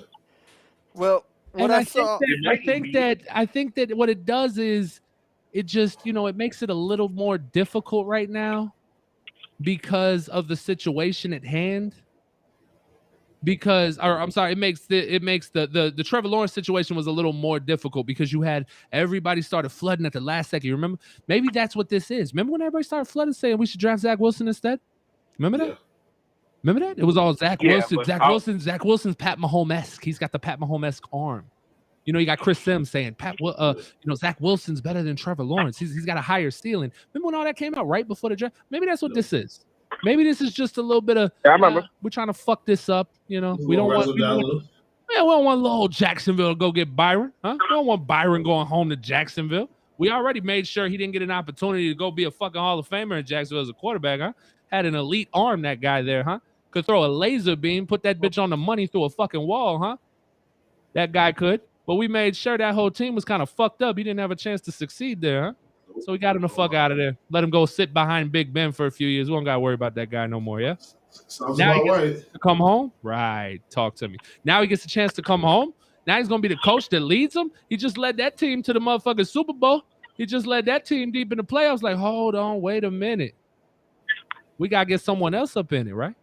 Not Jacksonville. Maybe that's what it is. Maybe it's still going to be okay. We're still going to make the right decision. I don't know. That's what I'm saying. Like, maybe I'm overreacting to all this because, like, that article Dilla tweeted a while ago. Mm-hmm. Like I read, sources believe Byron's still ultimately going to land the job. Maybe this is a thing where they're taking their time with it and like not trying to strike first or whatever, and Leftwich is ultimately going to be the guy. Right. Like maybe that's the thing, and maybe that's why Byron's not really getting interviews anywhere else. Maybe that's why. So like that's a very good point. So like I said, maybe I'm overreacting to this, but I mean, we all want to be right. We're overreacting. We all want the news. Maybe this is just the process, right? Maybe this is just the process. You got to remember, we interviewed other people after Urban. Urban wasn't the final interview. We interviewed other people after Urban. Does this motherfucker realize I'm never going to answer him while I'm on the show? Coco will literally type me questions while I'm in the middle of talk. Like, I'm not finna answer you, bro. I was gonna mute Jay, but he's not talking. Like, the guest can't hear you, so it doesn't make sense for you to start talking. I just want to hear Jacking Off right now. Oh, can you hear me right now or not? Jacking Off can't hear you. No, I'll talk about you. Oh, I can hear you. Yeah. Well, I think I figured he was on his phone or the computer. No, yeah, Jacking Off. So yeah, any other thoughts, man? Anything else you want to share? I know you got that video out, so y'all who have it, if you don't know who Jacking Off, if you've been under a rock since 2015, go subscribe to Jacking Off's YouTube channel. It's Jacking Off, pretty fucking simple. Check out a new video. It's not Jacking Off. Yeah, it's Jacking Off. Everybody, Jagging Off, bro. Go check out Jagging Off. And y'all know how he got the name. He was about to do something on the computer. He was about to make something pop, and it just came to him. Before he came, it came Jagging Off, baby. No, that keyboard was sticky. we discussed it last time I was on here. Yeah. Like, we gotta do another show again. We got to. Well, I mean, you coming to Vegas with us? It's bro. I don't care how much overtime you got to work, who sponsorships we got to pull. Like, you're coming to Vegas, bro. Listen, let me tell y'all something about Jagging Off. Let me tell y'all something about Jagging Off. Jagging Off. That guy can drink. Okay, This Jagging Off guy can put him away. Okay, Jagging Off every time I've been around Jagging Off, he's sloppy. Jagging Off is out of there. He's in another galaxy. My guy gets it in. I can't imagine Jagging Off in Vegas, bro. Are you kidding me, Jay? Jagging off in Vegas, bro. Woo. Happens in Vegas, stays in Vegas. I feel like that would definitely be a dangerous thing. But yeah, I'm gonna try my best, man. Like I want to definitely. Bro, but we telling. Can you tell him? But he gonna want to come, man. Yeah, you gonna want to come. Listen, we gonna make it happen. Whatever we got to do, we gonna make sure it happens. We got some big stuff about to go down in Vegas. I'll get with you privately. We'll talk about it. Some stuff we get set up. It'll be huge. It'll be great for everybody involved. You know I want you with me. You know, you've been rocking with us since the jump. I've been rocking with you since before this shit even started.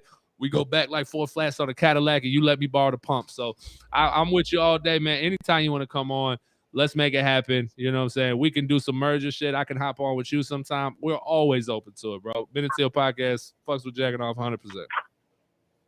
Yeah, definitely. But just final thoughts on yes, this. Sir.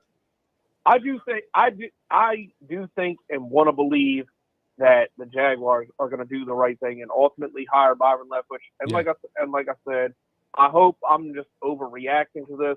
Mm-hmm. But at the same time, it's still in the back of my head. You know, there's been quite a few times where I say, "Oh, maybe I'm overreacting. Maybe I shouldn't think worst case scenario." And then with this motherfucker Shad Khan, worst case scenario happens. So take that for what it's worth. But you know, like I'm pulling for Byron. I hope he's the guy, and I just hope they do the right thing. Yes, sir. All right, man. Appreciate you for calling in, man. Shout out to you, brother. We love you. That was Jagging Off, man. Yeah, man. Jagging Off, man. Watch this, Jay. You want to see something cool? Watch this. Ready? Look at me. It's called turn the fucking mic down when you cough, Jay. It's not that hard. God damn. It's so good. I don't even be knowing when I cough, bro. That shit just be going. No. What I was going to say was I just saw on PFF, I don't know if you've seen it at all, that apparently the contract talks was going good Tuesday, but apparently Wednesday morning they hit a snag on something. Okay. And you know what? I was telling Dave Cicelo, shout out Dave Cicelo, New Era Jacks. You want to join the hottest Jaguar group on the planet, go to New Era Jacks and Facebook.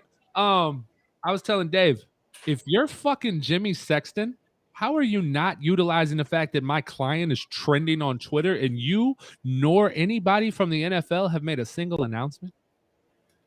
Like, my guy is the hottest topic right now on Twitter. Like, bro, and look what it's doing to your fan base. The same fan base who was dressing like clowns a couple weeks ago. The same fan base who wanted you to fire people and get people the fuck out of here. The same fan base that was trying to have personnel decisions. The same fan base that said they was sick of this shit and wasn't about to get their season tickets back. That fan base, oh, they love you motherfuckers right now. So I'm going to need a little more cheddar cheese, please. I would definitely be utilizing that in negotiations. I would definitely rise the price up if I was Byron Leftwich's team, because that's what the fuck you do. Yeah. You use whatever leverage you have. I keep seeing people talk about leverage in regards to an additional contract negotiation with like Eberflus or Hackett. I don't think that's the case at all. I honestly do feel like this particular thing going on is more so Byron's camp jack the price up on their ass. And good for them. They should jack the price up because Byron should be paid top dollar to come in this shithole of an organization that has not proven that they can make the right decisions. This organization that he already came to once and entrusted his career as a top pick, and things didn't work out because this fucking organization didn't handle things properly. The same organization that got upset because he was injured and decided to go get surgery by himself, and thus that cost him his time here and he got cut. And they cut him late as fuck, almost to ensure he couldn't go anywhere else and get a legit opportunity. So yes, bro, raise the price up because my name still rings bells, homie. They still want me. Because if you honestly think Hackett wouldn't charge a good price for what he's done over at Green Bay, despite having Aaron Rodgers, you're kidding me, right? 100%. No, the thing they're thinking is Bulky advocated for Bill O'Brien and Matt Eberflus so much, so he keeps on spitting in Shad's ear. Now, you might be right because I heard I saw two different things: a 5-year contract and a 3-year contract after that. And I agree with Jay. I ain't taking no 3-year. I want 5-year. Yeah. I think it's a dollar sign thing at this point, honestly. I think it's less years and more dollars because it just makes sense that you started to see news slow down and negotiations started to get hit in the snag today. That's when the news really started to change. Exactly, today. Joe. Byron coming back for the stick up. Y'all want that same contract y'all gave Urban Meyer, bitch. Fully. Give me the bag. I need 60, bitch. Hey, I need more. Urban ain't got one of these. Cha-ching. Yeah, I can bang that on the table, bro. Look at my offense, bro. You know it comes with this. Hey, go on. You ready? Byron about to walk. Hey, Byron walked in the interview like this. Have you ever won anywhere? Yeah. Defend your resume. Yeah, Sean, I need you to defend your resume, man. Have you ever won anywhere? And then slams the Super Bowl ring. The two. So we do remember he got two of them, right? Yes. Slams Pittsburgh them on the table. Defend your resume. Man, if I was Byron, I would have sat down right in front of him, put the rings right there on the table. Let's get this started. You hear me? I'm coming in a teal suit like this. Byron gonna have the fedora on, right? Come in to interview, 2 rings, blanged out. Defend your resume. What? Come on, bro. You already know. Dale Brown, we are going to Vegas for the draft, sir. We'll be there for a week. There will be some draft parties we'll be announcing soon with some Jaguar legends. Things will be beautiful. Yes, sir, absolutely. Joshua Patterson says, and Dale, hit us up, man. We'd love to have you slide through. Definitely. We're going to be filming. We're going to be documenting the whole thing. We'll do a little Minute Till podcast draft weekend party thing. It's going to be great, man. So just make sure you stay rocking with us. Anybody who wants to come to Vegas, listen, it sounds expensive. Really not. Spirit, JetBlue, they're selling shit $200 right now. I don't know about Jacksonville to Vegas. It's probably cheaper.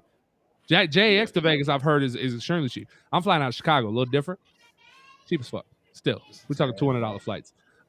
Joshua Patterson, man, it ain't official until it's official. Either way, I'm hoping his staff is legit because we need it. Me too, man. So let's do that. Let's calm down. Byron Leftwich is going to be the head coach in Jacksonville. Who's our coach? Byron. So let's talk about the staff a little bit, right? We got let's talk about the staff. Larry Foote, I like it. Yeah, I'm not mad at all. Yeah, I ain't gonna hate on it. Now, here's the thing, right? I would rather have him retain Joe Cullen as the defensive coordinator simply because, and we've all heard it mentioned repeatedly, the Sean McVay, Wade Phillips thing. And I'm not saying that Joe Cullen is Wade Phillips, but I'm saying that this is his defense. And it was a good defense. At times, it was a great defense. And at times, it was a good defense. There was some bumps to work through. But you saw players develop. You saw them get better. You saw the scheme adjust based on what the other team was doing. You saw things happen. Like Joe Cullen was a great defense coordinator. And guess what else, Stone Cold? Baltimore wants to bring him back. Do you know that Baltimore is a perennial playoff team?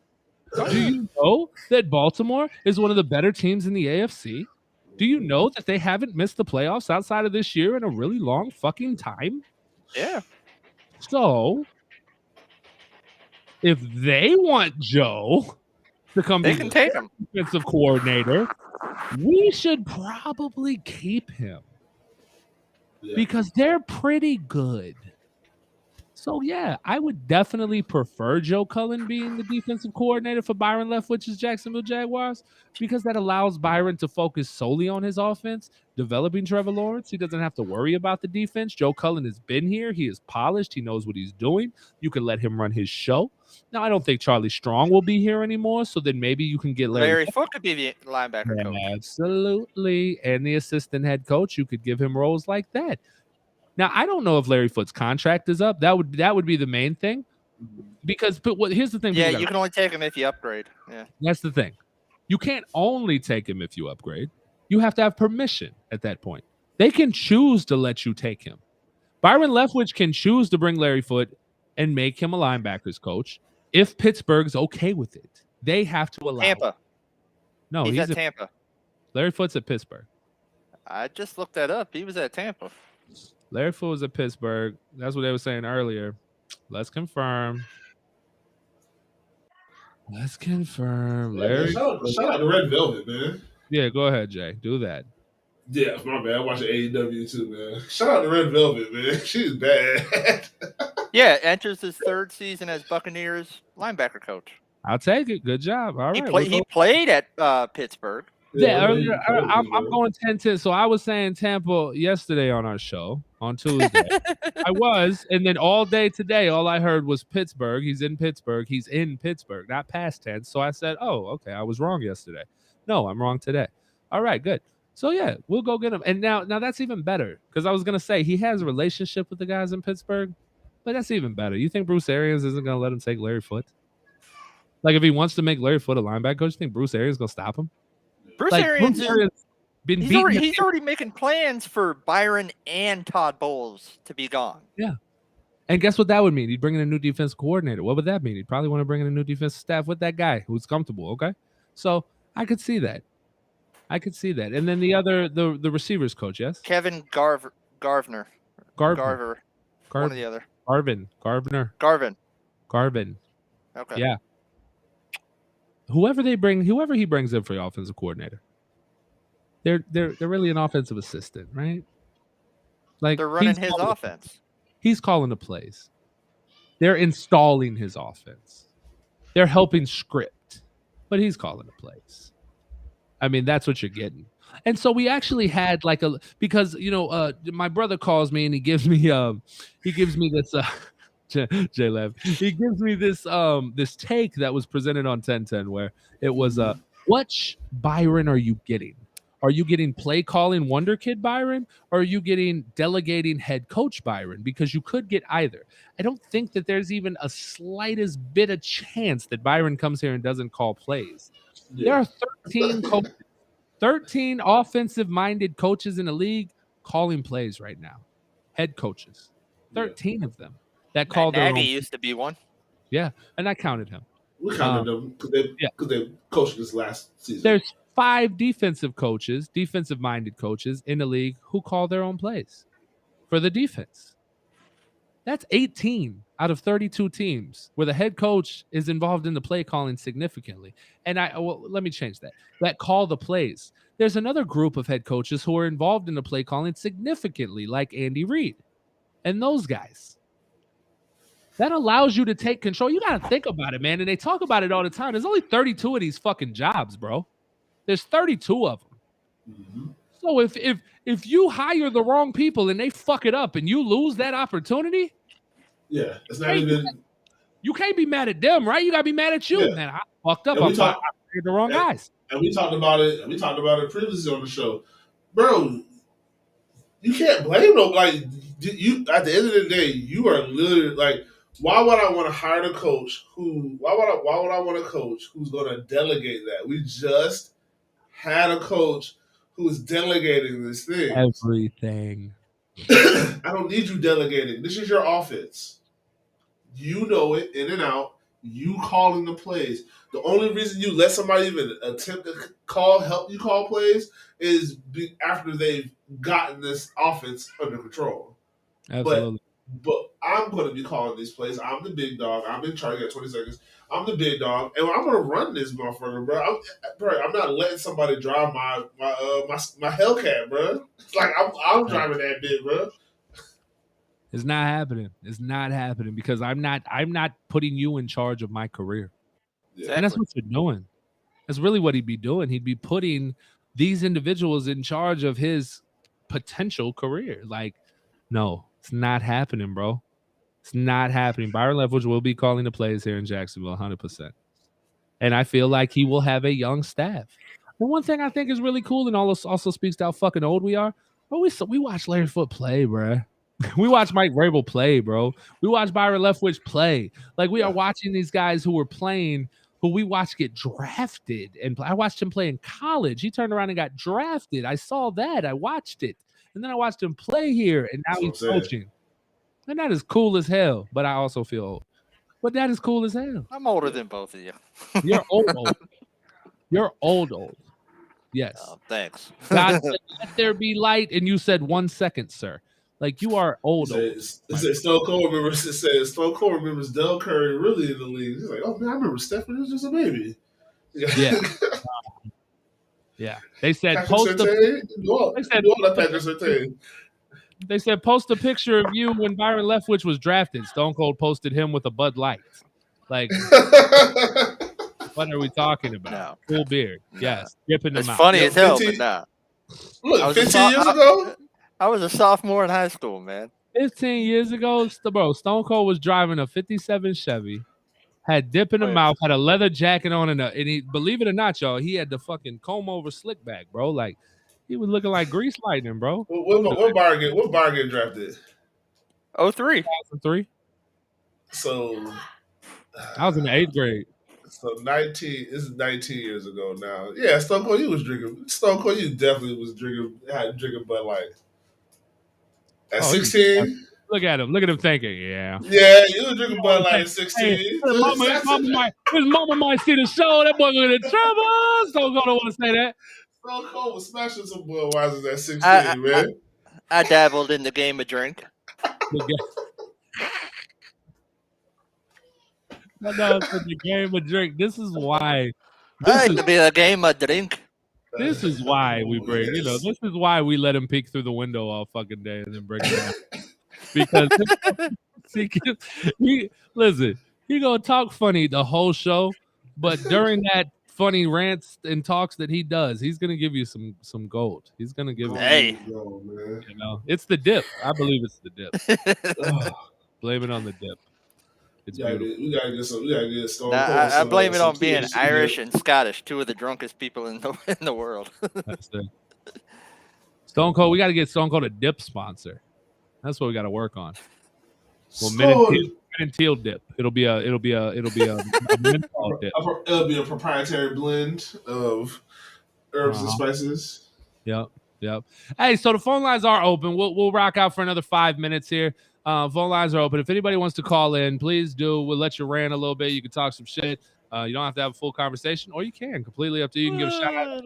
You can shout out your mother. You can shout out your girlfriend. I'll shout her out for you. Shoot me your number. Whatever you want to do. Real simple. 904-878-3868. 904-878-3868. Call in. We'll throw you on the air real quick. Let you talk. Bo Fresco Joe, that's a dope ass name, bro. Says, when is the Senior Bowl? Coaches have to start popping up soon. Bo, that's what we're saying, bro. Like, Senior Bowl is next weekend, and no coaches are hired. That is crazy. That's a first. I mean, normally they try and fill positions before the Senior Bowl. Yeah, that is crazy to me. But like I said, there hasn't been any movement on any head coaches. For all these teams, and that is even crazier. Yeah, like who? So they're just waiting for the first domino to fall. Which right now, I don't know who made the comment because I can't go back, but the dude literally, the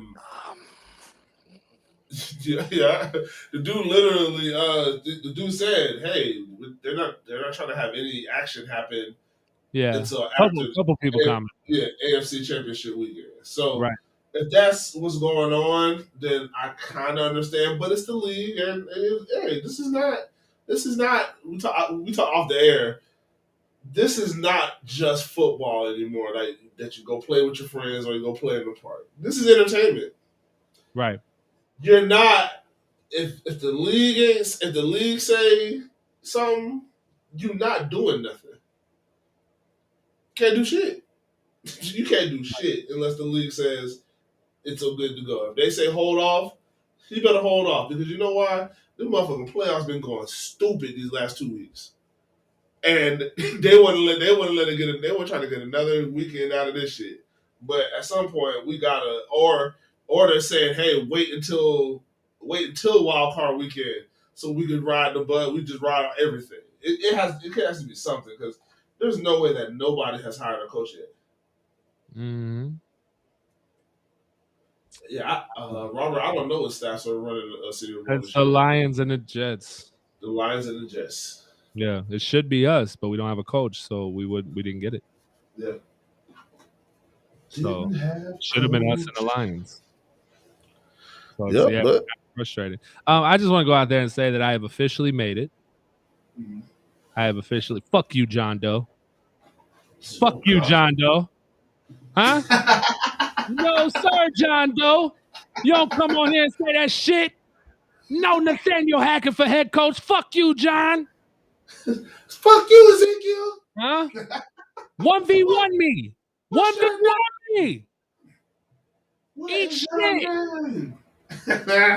Eat shit. Why you say you made it, man? Oh, Lane Pittman just fucking retweeted me. You know what I'm saying? Well, whatever. No big deal. Rockstar Lane Pittman. What you talking about? That's the hurricane guy with the fucking flag. The red hair. Okay. You know what I'm talking about, right? Yeah. It runs on the field, or used to. I don't know if they do. They didn't do that this year. I don't remember seeing none of those flag people. Maybe I just wasn't paying attention. COVID. True. COVID.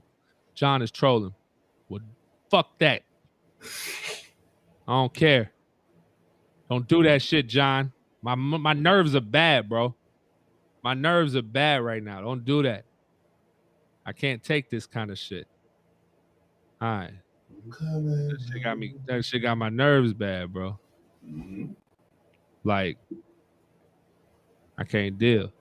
Who is this? What do you think? So you're putting a date for Friday at the latest? I think so. I think we all said that Friday. I think so, though.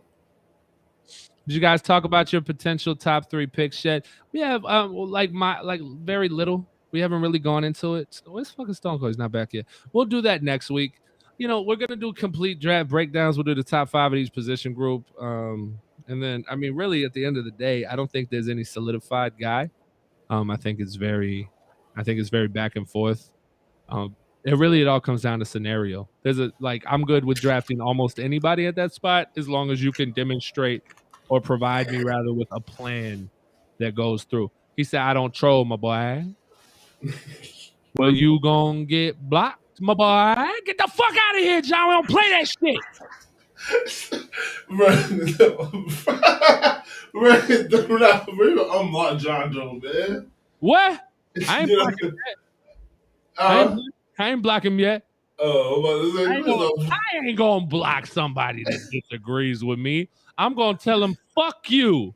That's what I'm gonna cuss him out on my show and watch him furiously type to respond to me. That excites me. That's what I'm gonna do. Fuck, I'll type real quick on your shit. I'm gonna cuss John the fuck out. What I'm gonna do. So yeah, we're gonna do multiple shows, bro. Kind of breaking down different scenarios, Miguel, because it really could be anything, right? Like I could sit here right now and provide you a compelling argument for Evan Neal and the game plan around free agency that'll make that successful. I can give you a game plan for Aiden Hutchinson. I can give you a game plan for Burks. I can do plenty. And so we're gonna do that on several shows. So stay tuned. Y'all know Fridays, 7 p.m. Eastern time is our normal show. We decided to do it tonight because Jay and myself are both out of town Friday. And with the Byron news coming out, last night and riding through the day, we just felt it was best to do the show today as opposed to tomorrow or Saturday. So we decided to do it now. I will say this. What's that say? These are the picks for last week's games in the divisional round, and it looks like Stone Cold got 2 right. Okay, good for him. He got 2 right. Looks like Jay got no 1 right. Okay, Jay got 1 right. K got I got 3 right. I won. I won last weekend. Okay. I gotta add an extra one. Okay. I won. Stone Cold wouldn't have added an extra one. I did. I won. So we good. Okay. Wow. So we got to make our picks for next week. Yeah, we do got to make our picks for next week, man. Who we got coming up, man? We got motherfucking Bengals versus the motherfucking Chiefs. That boy was slow on that thing. Bengals versus the motherfucking Chiefs. Writes me backstage one more fucking time like I don't see this mayonnaise mountain right there in front of me. I swear to God. Bro, hey, look here. That was hurtful. That was really hurtful. Should we make the picks? Or should I cuss John Doe the fuck out? Let's make the picks first. Then I'm about to cuss you the fuck out, John Doe. I'm about to cuss you the fuck out. All right. Mayonnaise mountain. That was very hurtful. You like that? I was off the top, bro. I just be going. All right. That was hurtful. That's Cut like me deep. Cut me deep. That's for like Tennessee fans. I don't know. All right, Stone Cold. So you got 2 right last week. Yeah. I told you Green Bay wasn't going to win. Can we just agree though? The Buffalo Kansas City greatest game in a long time ever. Yeah. Probably ever. Yeah, at least in the Super Bowl era, but probably ever. So who do you have? Cincinnati versus Kansas City, or an LA versus San Francisco? What do we got? You know, Cincinnati did it once. I'm gonna think they can do it again. They beat him in the regular season. I think they can beat him again. I'm going to write that you only got 2 because we're going to tally this. So you got That's fine. That's fine. 2 right last time. You got Cincinnati. Yeah. All right. Any other? I'm gonna go LA. You're gonna go LA. Yeah. So you're still going for Jalen. All right, bet. Say less. There's no reason for you to be going for Jalen right now, Stone Cold. He did his job. It got Byron out of the playoffs, and you're still going for Jalen Ramsey. You're a fucking traitor. I've had enough of you. Go fucking away. All right, Jay. I'm gonna go. Ooh. Fuck you, Stone Cold. I'm gonna go Kansas City. Okay. And go Niners. That's what I'm talking about. You're a good fucking friend. You're a good fan too. Fuck them. All right, so this is great. I actually love this because means we are all 3 taking different picks because I am going Cincy, and that is solely with my heart, by the way. Solely with my heart. I feel it a little, but I think Kansas City. I think they're pissed off that their offensive line is shit. If Tyrann Mathieu can't play, that's huge, right? Jamar Chase can fucking burn. Yeah. I just think Kansas City is so pissed off that their offensive line was fucked up in the Super Bowl last year. Because I gotta see Patrick Mahomes in the Super Bowl again, bro. He's gonna light that bitch up. But think about it. Like Gabriel Davis. Okay. Like Gabriel Davis. Yeah. Like I didn't know who the hell he was. Like Gabriel Davis. Like I did. Tyler Boyd. Yeah. And T. Higgins. Gabriel Jamar Davis. Chase. I say because Stephon Diggs was kind of shut the fuck down, right? Like that was the game plan. So if you think the game plan is not gonna be to shut fucking Jamar Chase down, you're out of your mind. That's gonna be the game plan. So let's say take him away, and you can't fucking shut him down. That's like trying to shut Tyreek Hill down. It's not gonna happen. And ultimately, what I was going for, Kay, was more. Fucking tell me why you're supporting that bitch. No, because Jalen Ramsey deserves. I'm not going for Jalen. Jalen Ramsey deserves Stafford. I feel you. I fuck with Matt Stafford, but Jalen Ramsey deserves to feel how it felt when we lost to the motherfucking Tennessee Titans 3 times in one fucking season, and they sent us home in the motherfucking conference round.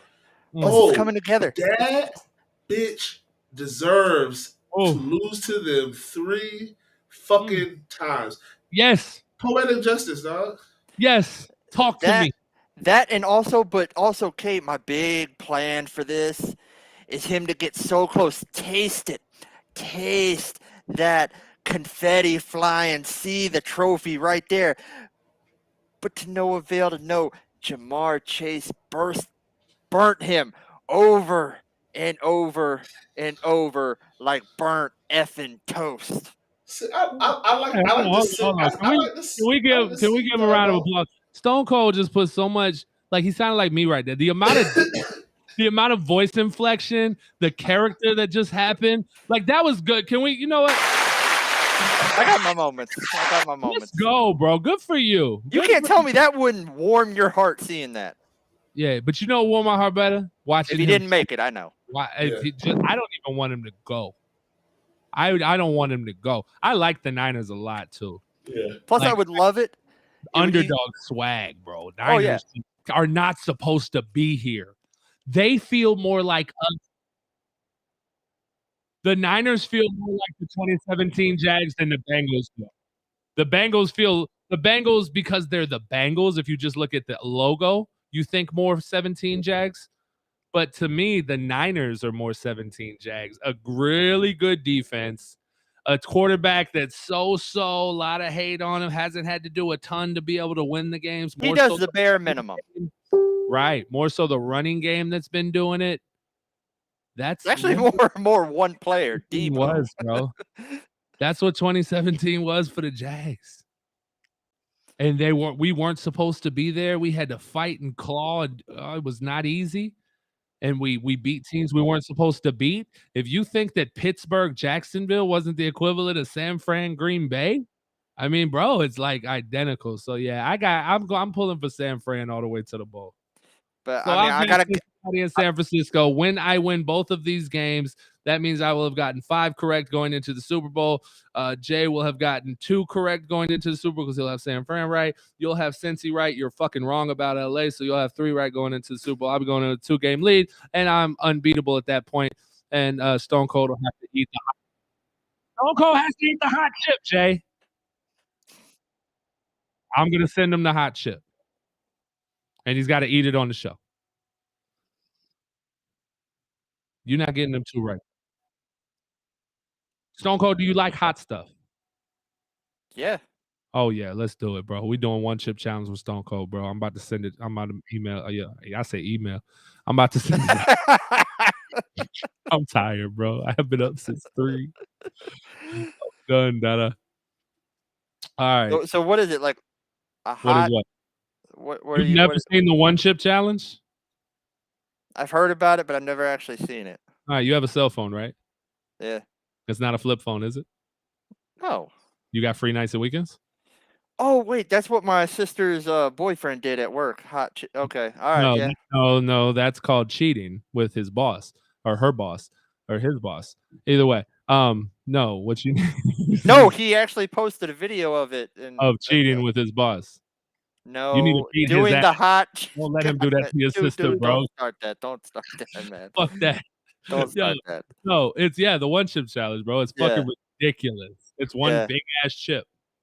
I have one. I bought it because we were originally supposed to. Who's our coach? Byron. Who's our coach? Kenny man.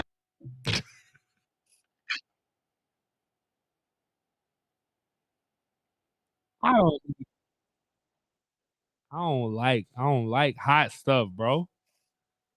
I don't like hot stuff, bro. Ain't no way, boy. I bought the chip. Ain't no way, boy. I bought the chip. No, what are you talking about? It's in like a sealed super plastic wrap. Like, and it's supposed to be stale. It's not supposed to be enjoyable, Jay. It's a 1 chip challenge. It's no crunch. What Jimmy tweet? You just get Hold on, bro. What Melancholic talking about, bro? We was about to get off the air. Melancholic, what are you talking about, bro? Where Hackett will show up at his interview with Jaguars brass tomorrow wearing a I love that. Do you see? I've tweeted developing story. I'm hearing where the Hackett will show up at his interview with Jaguars brass tomorrow wearing a clown suit. More details to come. This is the greatest tweet ever. He just might do that knowing be left. If I was Byron Leftwich right now, I would tell the Jaguars I'm no longer interested. This is actually disgraceful and embarrassing. Jimmy retweeted, he just might do that knowing B left. I think that's what he's talking about. I don't know. Maybe. We'll see. We'll see, bro. We will see.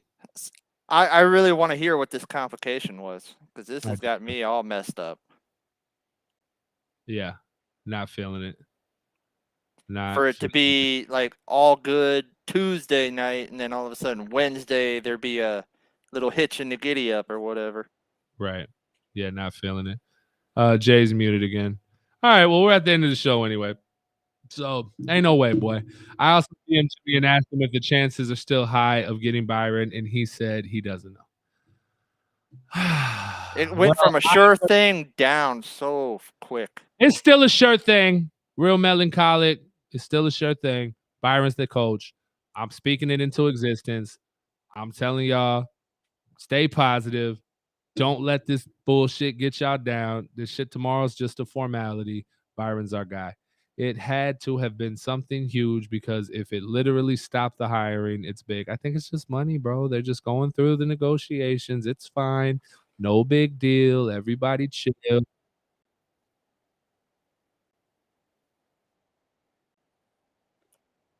Yeah. Right. Well, the problem is, why do a second interview with a guy that we've actually heard? Hackett say, I don't want to work with Balky.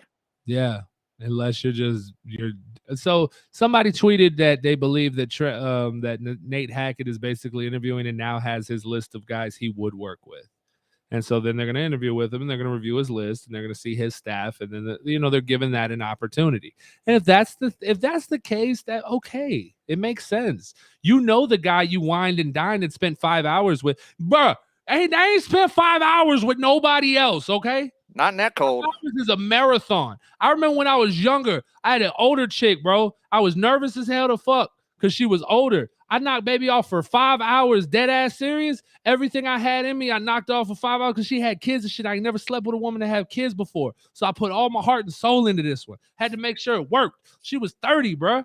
I don't want to tell y'all how old I was, but I was younger. And so I put everything I had into it. 5 hours is a long ass time. That's a commitment, bro.